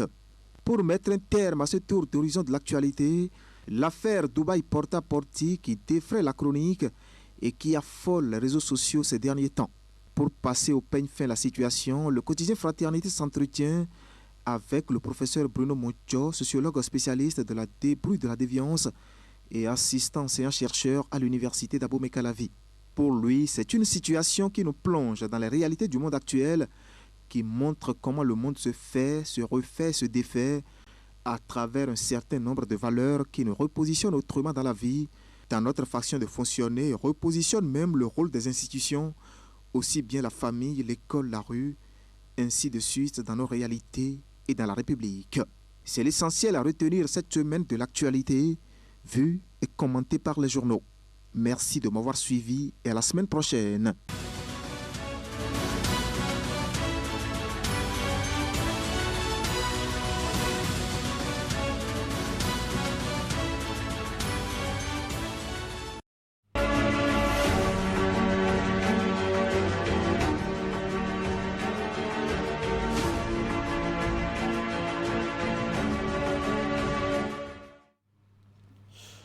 Retour sur ce plateau. Merci à vous, Nassi Salosé, pour ce point de l'actualité vu par les canards parus cette semaine. Sergino Locoso, bonjour. Bonjour, Dissou. Vous êtes journaliste, merci d'être là avec nous. C'est moi qui vous remercie. Alors, on commence avec la tournée d'explications initiée par le gouvernement pour donc dire aux populations pourquoi est-ce que la vie est chère depuis quelques mois. Les ministres donc et leurs collaborateurs ont déserté les bureaux pour donc descendre sur le terrain. Quelle est votre position sur l'opportunité de cette démarche? Je crois que, je l'ai dit déjà, que quand la maison est en crise, il faut qu'à un moment donné que le chef de enfin le père de famille qui a de grands enfants puisse aller expliquer, puisse réunir ses enfants et leur expliquer ce qui ne va pas. Et donc cette tournée, comme l'a dit le gouvernement, quand vous suivez le directeur de la communication, porte-parole du gouvernement, le secrétaire général adjoint, porte-parole du gouvernement, il s'agit d'expliquer aux populations ce qui ne fonctionne pas, les causes de cette crise-là. Et je pense qu'il y a eu des commentaires, des insinuations depuis que cette tournée a commencé. Certains disent qu'elle est inopportune, cette tournée, et qu'on pouvait quand même, au niveau du fond, revoir les choses. Parce que quand on déploie comme ça les membres du gouvernement dans les localités du pays, c'est les moyens de l'État qui sont utilisés. Et donc on pouvait quand même, si tant est qu'on veut parler de cherté de la vie, il y a des relais du gouvernement dans tous les départements du pays, dans toutes les communes du pays, il y a les préfets, il y a que tous les ministères ont des directions dans toutes les 77 communes du pays. Donc les radios communautaires, les télévisions, on peut quand même réduire les fonds qui seront alloués pour cette tournée-là et permettre également d'utiliser ces fonds-là pour autre chose. Parce que, qui vous souviennent, il y a beaucoup de problèmes dans les localités du pays. Récemment, on a parlé des sapeurs-pompiers de Boycon qui n'ont pas de moyens roulants pour pouvoir sauver les populations. On a parlé également des étudiants qui manquent de bus, ou certains ont vu des étudiants en train de pousser les bus pour quand même essayer, pour que ces bus puissent démarrer et les transporter dans leur lieu ou les ramener à l'université. Je pense que la tournée, elle n'est pas mauvaise, mais on pouvait revoir les choses. Est-ce que cette tournée,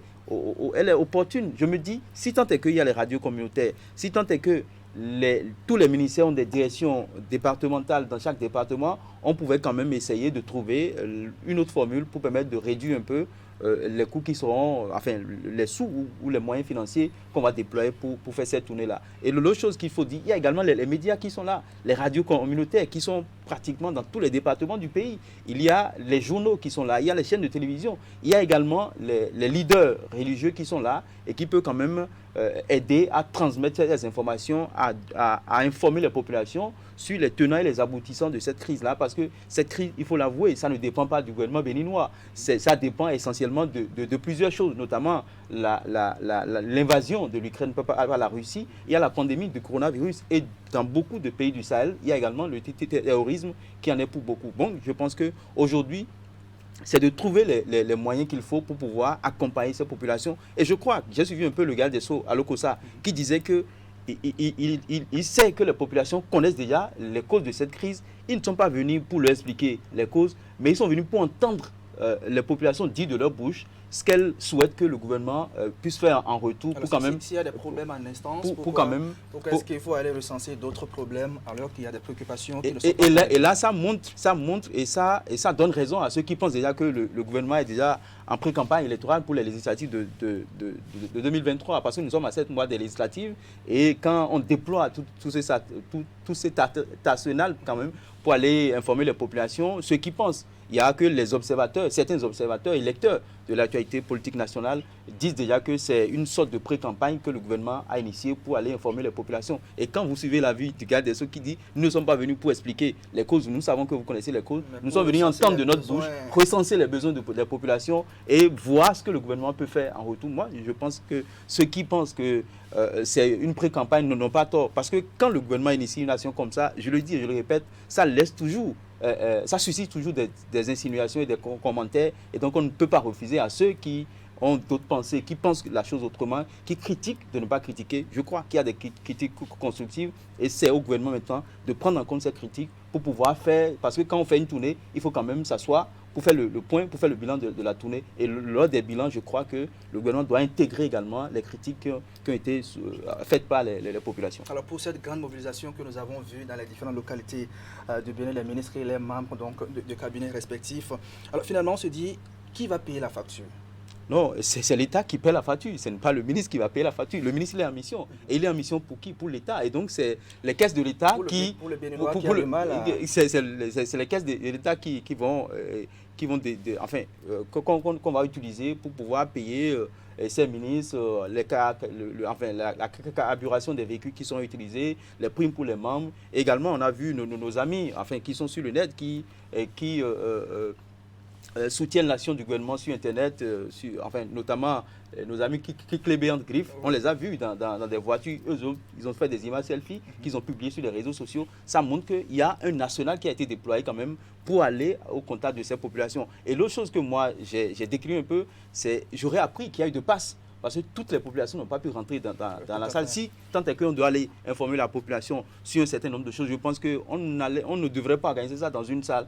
On prend un petit terrain omnisport, on regroupe les populations, ceux qui sont là-bas, ils viennent et on leur explique un certain nombre de choses. Mais quand on hésite de passe... Il y a les tickets d'entrée. Oui, c'est ça, je dis. Quand on hésite de passe, c'est qu'on se dit, est-ce que véritablement, ce sont les populations ou bien on est allé donner des directives à des militants ou à des conseils. Est-ce que ceux qui sont réunis dans ces salles-là vont transmettre le message aux populations? On attend de voir. Mais ce que nous voulons, c'est qu'on arrive à trouver une solution à ces maux qui minent les populations au quotidien. Parce que tous les jours dans nos marchés, ça grimpe les prix des produits de première nécessité. Et donc, il faut que le gouvernement puisse mener des actions, trouver le mécanisme ou les mécanismes appropriés pour quand même permettre à nos populations de souffler, permettre à nos vendeuses de marché de vendre, à nos acheteurs ou acheteuses d'acheter sans se plaindre parce que le pouvoir d'achat n'augmente pas, les salaires sont les mêmes, les salaires ne sont pas augmentés, mais de jour en jour, les prix des produits de première nécessité grimpent et donc c'est difficile pour le commun des Béninois de s'en sortir. Alors quand on met ces activités de la journée de côté pour aller s'asseoir sur donc, les explications des ministres et une fois arrivé à la maison,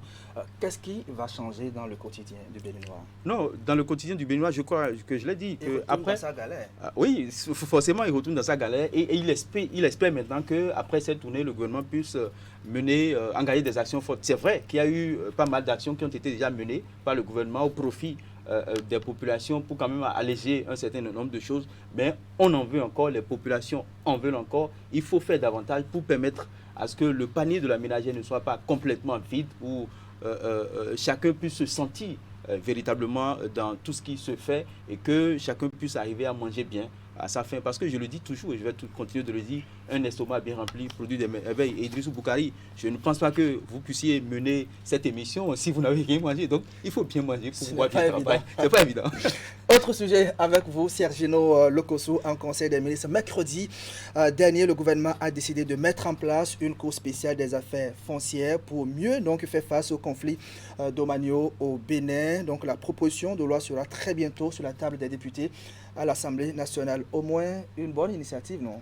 Très belle initiative. J'ai applaudi quand j'ai entendu parler de cette cour. Je crois que j'ai suivi plusieurs experts et il est dit que plus de 80% des dossiers qui sont portés devant les cours et tribunaux du pays sont liés aux questions de faux fonciers. Et donc, ça va permettre de corriger si cette cour-là arrivait à être implantée après l'adoption de la loi par les parlementaires. Je crois que ça va corriger un peu les choses. Ça va essayer de de renverser la tendance, on va dire, de l'insécurité foncière au Bénin, parce que, qu'ils vous souviennent, il y a des communes qui sont des communes championnes en matière de mafia foncière. Cette cour, si elle arrivait à être implantée, ça va essayer de faire peur, parce que la peur du gendarme est le début, le commencement de la sagesse, comme on le dit. Et ceux qui ont des velléités, surtout les maires de nos communes qui sont champions en vol de terre, qui sont champions dans la mafia foncière, vont avoir peur, ça va freiner les velléités. Les dossiers qui sont en cours, je crois, ces dossiers vont renvoyer devant ces cours-là et on connaîtra la vérité sur tout ce qu'il y a comme mafia foncière, parce qu'il n'y a pas de commune ici au Bénin dans laquelle on ne parle pas de mafia foncière. Il y a des communes qui sont vraiment championnes en matière de mafia foncière, et je crois que cette cour va essayer de corriger. Maintenant, ce que nous demandons, c'est qu'on puisse travailler à instaurer une vraie cour, que la cour ne soit pas dirigée contre les opposants, que cette cour ne soit pas dirigée contre les acteurs politiques qui ne partagent pas la même vision que le système en place. C'est ce qu'on va souhaiter, et que les juges de cette cour puissent dire le droit comme cela se doit, afin que tout le monde puisse se sentir véritablement comme un citoyen béninois, et qu'on ne note pas un acharnement politique en fait, vis-à-vis de certains acteurs politiques. Un autre sujet très rapidement avec vous avant de recevoir notre artiste de la semaine, Tiaf, qui sera sur ce plateau dans quelques instants. Désormais, les rois et têtes couronnées vont devoir observer la vie politique depuis le palais royaux. Et je pense que c'est une très bonne chose. Ça va contribuer à assainir un peu ce milieu-là, parce qu'on a toujours déploré ces accointances qui sont nouées entre les acteurs politiques et les chefs traditionnels qui sont des accords ou des rapports clientélistes ou de cocopinage et qui font que véritablement on a l'impression que la chose traditionnelle est en train d'être bafouée parce que quand ça vient sur le champ politique, l'univers politique n'est pas forcément l'univers de la chose traditionnelle. L'univers politique est un univers impitoyable, c'est un univers dans lequel les coups bas sont permis alors que dans la tradition, les chefferies traditionnelles, c'est la probité, c'est le respect. Je crois également que ça va essayer, si ils arrivaient à respecter ça, ça va essayer de corriger un certain nombre de choses, ça va essayer de leur rendre une certaine légitimité, cette légitimité qui pourra profiter à l'État, que l'État pourrait mettre au profit des actions, on va dire comme ça, des progrès économiques et sociaux, et également des actions d'éducation à la citoyenneté. Bref, je pense qu'il faut quand même essayer d'asseoir une bonne... Ça va passer par des mécanismes, il faut le dire. Le statut des chefs traditionnels, oui, le cas juridique, au nombre des statuts qui vont, un statut qui vont, et qui va essayer de donner des droits et des devoirs aux chefs traditionnels. Au nombre de ces devoirs, il faut préciser le devoir d'impartialité envers les entités, les formations politiques, et pour que ces derniers puissent véritablement jouer leur rôle, qui est de conscientiser les populations, rôle de médiateur, de leader religieux quand il s'agit des crises politiques dans le pays. Maintenant, ceux-là qui, parmi eux qui vont décider de rentrer en politique, ils doivent laisser le chapeau au bonnet de chef avant de rentrer en politique. Tout à fait. C'est comme David Kofi Azar qui fait son entrée en politique. Oui, il fait partie désormais donc, de Moël Bénin. On va dire que c'est une grosse prise pour le parti Moël Bénin. David Kofi Azar, vous le connaissez, nous le connaissons tous. Il est un habitué des médias, près du phare, professeur également, on va dire. Je crois que son entrée en politique, je me suis posé un certain nombre de questions. Qui a conseillé Kofi Azar de rentrer en politique? A-t-il consulté le phare? Quels sont les signes qui ont été révélés par le phare? Et donc, si un acteur expérimenté de phare rentre dans la politique, c'est que le phare lui aurait dit que cette destination est la meilleure. Et donc, on ne peut que lui souhaiter bon vent. Mais ce qu'on dit, quand vous suivez un peu le discours de l'homme, il dit qu'il va là-bas pour imprimer une certaine éthique à la politique. Lui seul, aura-t-il la force nécessaire d'imprimer cette éthique à la politique? Je l'ai rappelé, l'univers de la politique est fait de coups bas. Et comme l'a dit Isaïe Biton Koulibaly dans La Bête Noire, il a fait parler un de ses personnages pour dire que la politique en Afrique de l'Ouest est une cage aux fauves. Est-ce que Kofi Azar a l'étoffe nécessaire pour pouvoir faire face pour pouvoir s'en sortir comme il est en train de le dire? On attend de voir, on fera le débat. Mais cette entrée en politique à 7 mois des législatives, on se dit, est-ce que c'est pas pour aller aux législatives? On attend de voir, on fera le débat. On peut consulter pour voir, est-ce que Moël Bénin peut participer au prochain élection? Non, il va le faire. Il va le faire. Moi, je ne suis pas près du phare, je ne suis pas spécialiste du phare. Je ne sais pas si vous êtes spécialiste du phare aussi. Kofi Azar va le faire. Il va informer peut-être le président de Moël Bénin et qui peut-être va le mettre à sa disposition. Et s'il y a des sacrifices à faire, ils vont le faire.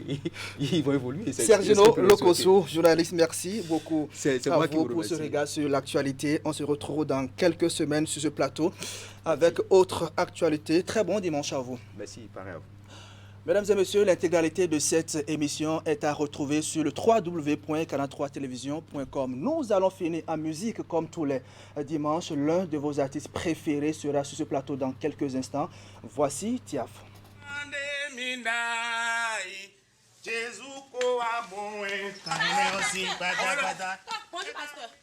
Pasteur, pardon, Yimibo. Au nom de Jésus, Négon. Pardon, Yimibo. Au nom de Jésus. Au nom de Jésus. Au nom de Jésus, Négon. Dame le début, Zania, pasteur. Un coup d'homme, moi, au Tiogbame. Ah, bon, moi, au Tiogbame, pas. Moi, direct. Hein? Nakouya. Esprit, y'a. Eh, quoi, finir, y'a? Eh, Nabi.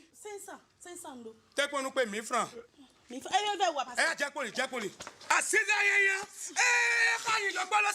au nom de Jésus. Au nom de Jésus. Bella, si tu es pas. Merci, moi. Et pour chapitre, c'est aussi ça. Merci, papa. Pas mon Bible là. Non, merci, papa. Et pour 1000 francs. Ah, à mon âge, j'ai des bons. Merci, pasteur. Merci. Awen Coleton. C'est Tia Papa Yazir. Meko brother. Thierry Costa. L'éternel est mon berger. Je ne manquerai jamais de rimes et de flow. Alléluia. Kéké. Mécanicien, il nous ont gommé bétoué. Awatondo Kelekwe. Bodomé pasteur. Adobag Dalo, Adalo Tanumeo et Nodjaï. Pas de délivrance, ouais. Ça met nous, Eric. Faut plus faire ça, mon ami.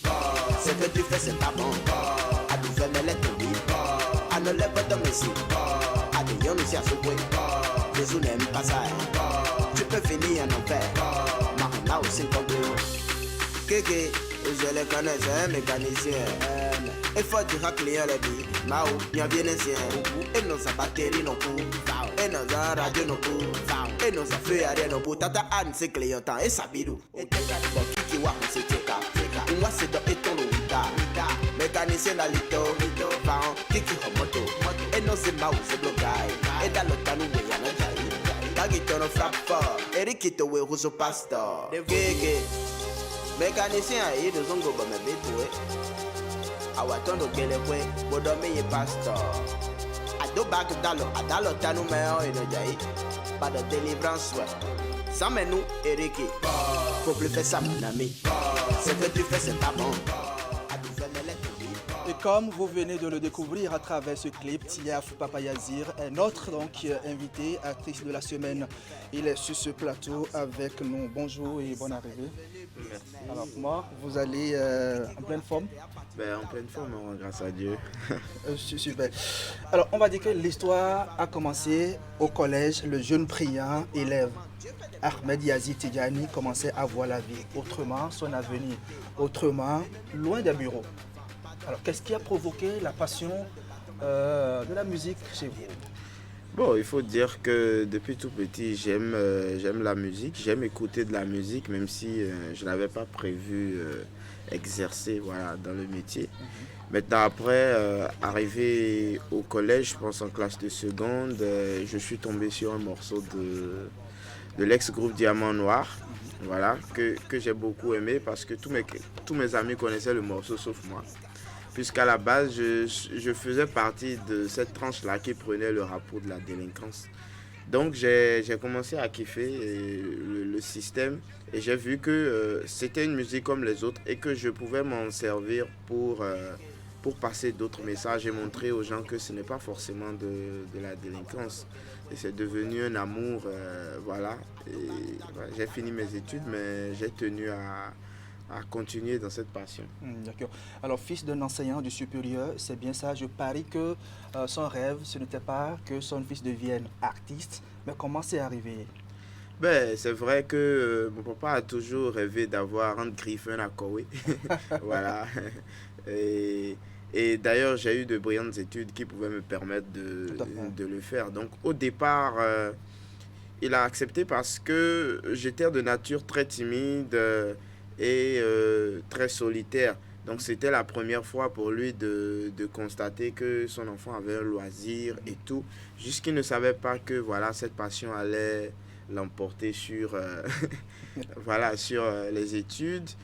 Donc après ma licence, ça a été une petite bagarre, mais je pense que mon travail lui a montré que c'est un métier comme tout autre et le plus important pour un parent, c'est de voir son enfant réussir. Et donc je pense qu'il voit que je suis épanoui et aujourd'hui il m'accompagne, il bénit tout ce que je fais. Très bien. Titulaire donc de master en administration des finances qui aurait pu être fonctionnaire peut-être entre autres au trésor public, mais pourquoi avez-vous préféré la musique? Parce que j'ai toujours rêvé d'être riche. Oui. Et lorsque je faisais l'administration des finances, j'avais en tête, parce que je voyais les banquiers, je voyais de grands cadres qui avaient réussi leur vie. J'étais convaincu que en faisant la fonction publique, je pouvais être riche. Donc, je fais l'administration des finances, je commence à apprendre peu à peu ce que c'est que le salaire d'un fonctionnaire, comment on grandit les échelons et tout. Et je me rends compte que si je dois être vraiment fonctionnaire, être riche, je risque d'être un fonctionnaire malhonnête. Et comme je ne suis pas de ce genre, j'ai dit à mon père, le rêve que tu as envie que je réalise, si je dois être un administrateur pour le faire, un jour tu peux entendre que ton fils il a détourné. Donc je préfère suer, me saigner et construire ça. D'accord. Il y a un de vos morceaux qui vous a véritablement révélé au public béninois, c'est Nadouché Sime. Alors, Oui. qu'est-ce qui vous a inspiré ce morceau? Ben, non, Duchessi, parce que on était à la veille des campagnes en 2016 et le Béninois a cette nature-là. Quand on est face aux élections, on soutient tout le monde. Le plus important, c'est de gratter, oui. voilà, 1000 francs à gauche, à droite. Voilà, mais bon, il faut dire aussi que c'est la situation sociale qui fait ça. Tout à fait. Et comme je suis un habitué de description des faits sociaux, j'ai voulu, à la veille des campagnes, au lieu de faire comme on a l'habitude de le faire, où on voit un artiste qui soutient un candidat pour se faire de l'argent, mais pourquoi ne pas dénoncer ce suivisme-là, pour de l'argent, et dire les choses telles qu'elles sont, toujours sans juger les autres, je raconte juste parce que moi-même, je suis aussi acteur. Alors, en 2015, vous avez sorti votre premier album intitulé Du bas vers le haut, album composé de 15 titres, donc je crois. Quels sont les morceaux phares qui vous ont permis de vous asseoir véritablement? Je pense que sur les 15 titres, il n'y a eu que deux véritables succès, et qui sont Awe Gangpo, Awe Tchele, Mirogbe. Et puis, Élève Sakodo, Amansewe, Manchikoi. Donc, je pense que c'est les deux titres qui ont fait carton sur le premier album. C'est d'ailleurs ça qui m'a permis de mieux travailler sur ma direction artistique par rapport aux œuvres qui sont venues après. D'accord. Et en 2016, nous avons connu le single Pasteur Kiki, Pasteur Kiki et Douakpo en 2017. Oui. Douakpo parle de quoi?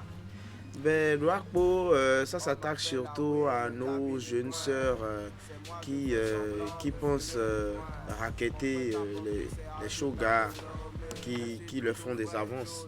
Voilà, donc c'est l'histoire de ce jeune-là qui était amoureux de Chantou. Donc pour lui faire plaisir, je l'invite à prendre un pot. Mais voilà, le pot est devenu un seau. Donc d'une bière, on se retrouve à 10. Alors que moi-même qui invite, j'ai à peine une petite bouteille de Coca-Cola.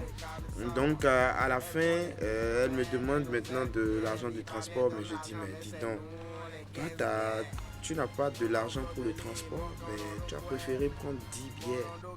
Parce que pour toi, c'est un homme qui te fait des avances et il faut en profiter au maximum.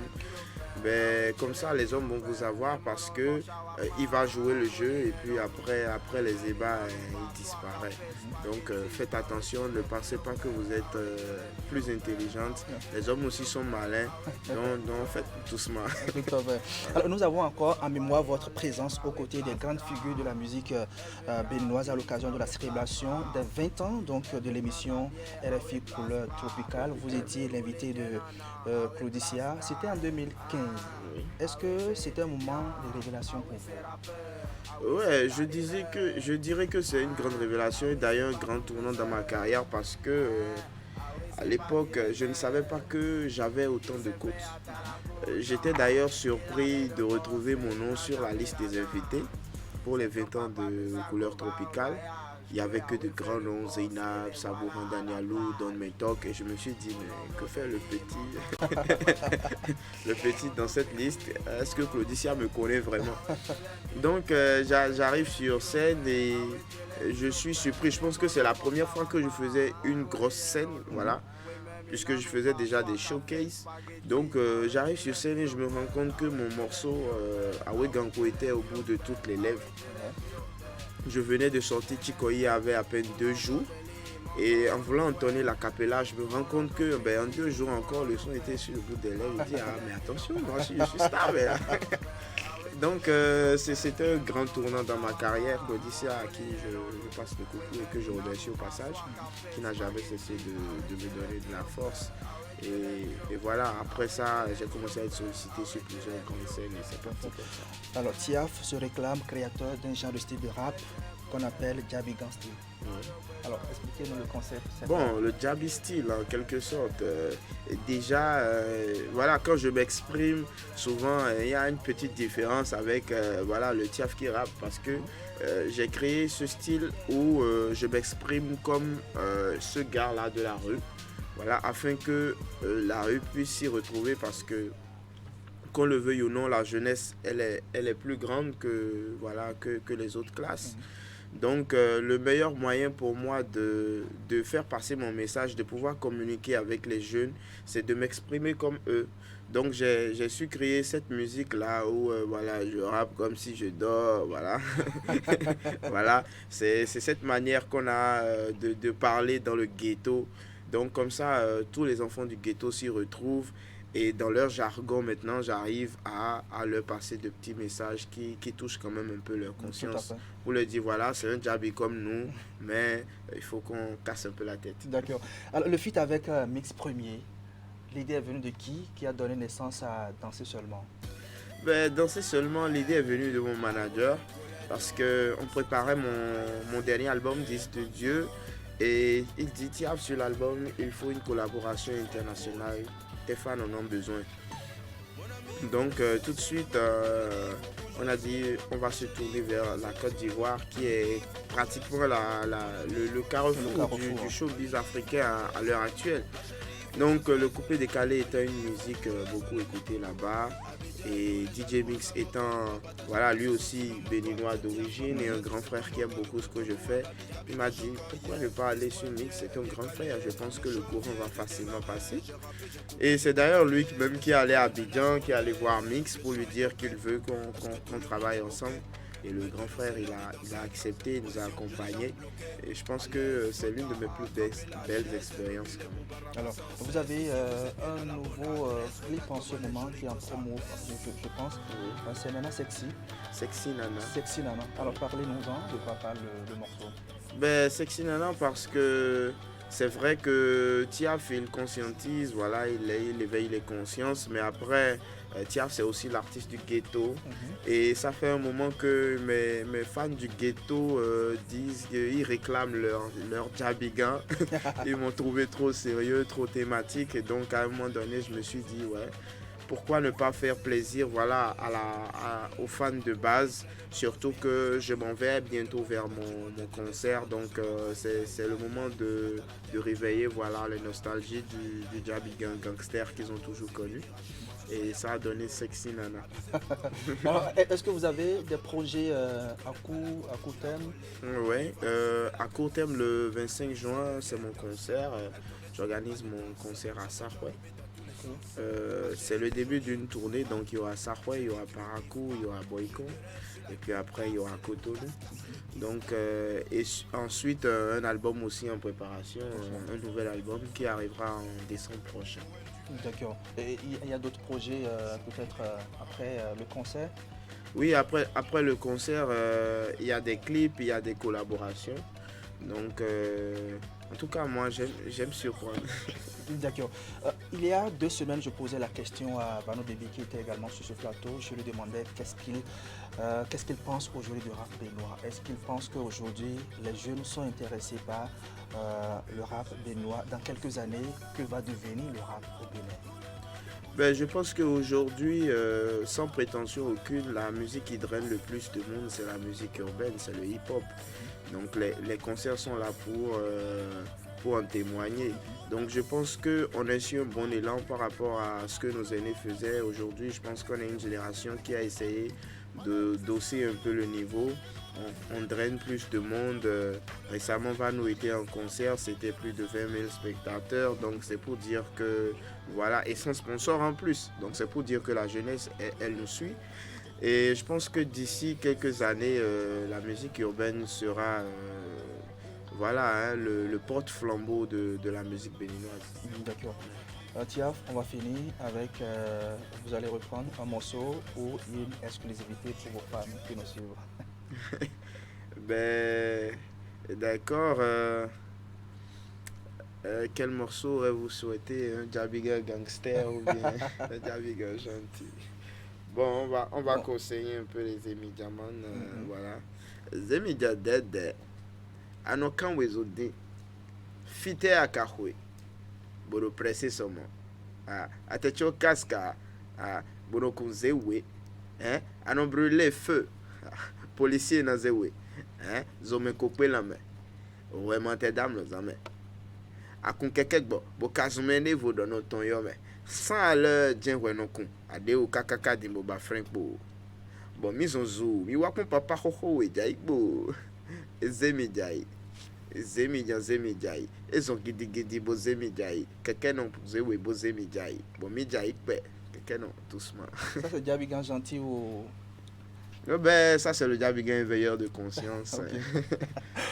Voilà, c'était donc Tiaf Papa Yazir en direct sur le plateau du grand format. Merci beaucoup à vous et bonne chance pour la suite de votre carrière. Merci. Et beaucoup de courage. Merci beaucoup. Mesdames et messieurs, après près de 2 heures d'information et de divertissement, c'est ici que s'arrête l'aventure grand format de ce dimanche 15 mai 2022. Merci à vous qui nous suivez depuis Karimama. Merci de votre fidélité au programme de 43 Bénin. On se retrouve dimanche prochain pour vous servir avec le même plaisir. Au revoir. Awen Coleton, c'est Tiaf Papa Yazir. Du vrai pro. Choua. Bébé, tu t'es bodoué. Lele alime no maman do da home vijiji ouais. Yeah, doué no mi no lanche meni sisi. Ba fibi wi no melani wa modo kiki do zinzi. Yeah. Makuya o sexy nana. Lile alime no melani dawa. Ayo de kebo kado sexy. The enchemento e kado bracy. Had a feeling but no sensey. Kekle ralenti. Sinon ba ou na ou crazy. Un kano jelly way. Where do ma ou don't know way. They are kano lilek bon. Obligé indona jinu way. Work no me la. I'm a lulu. Work no me la. Win for me. Work no me la. You are savage. Work no me la. Oh Emilia. Work no me la. Aisha Ella. Work no me la. Rihanna. Work no me la. La vibreuse. Work no me la. PDG Salim Moras. Joël Duvray. Choupi l'incomparable.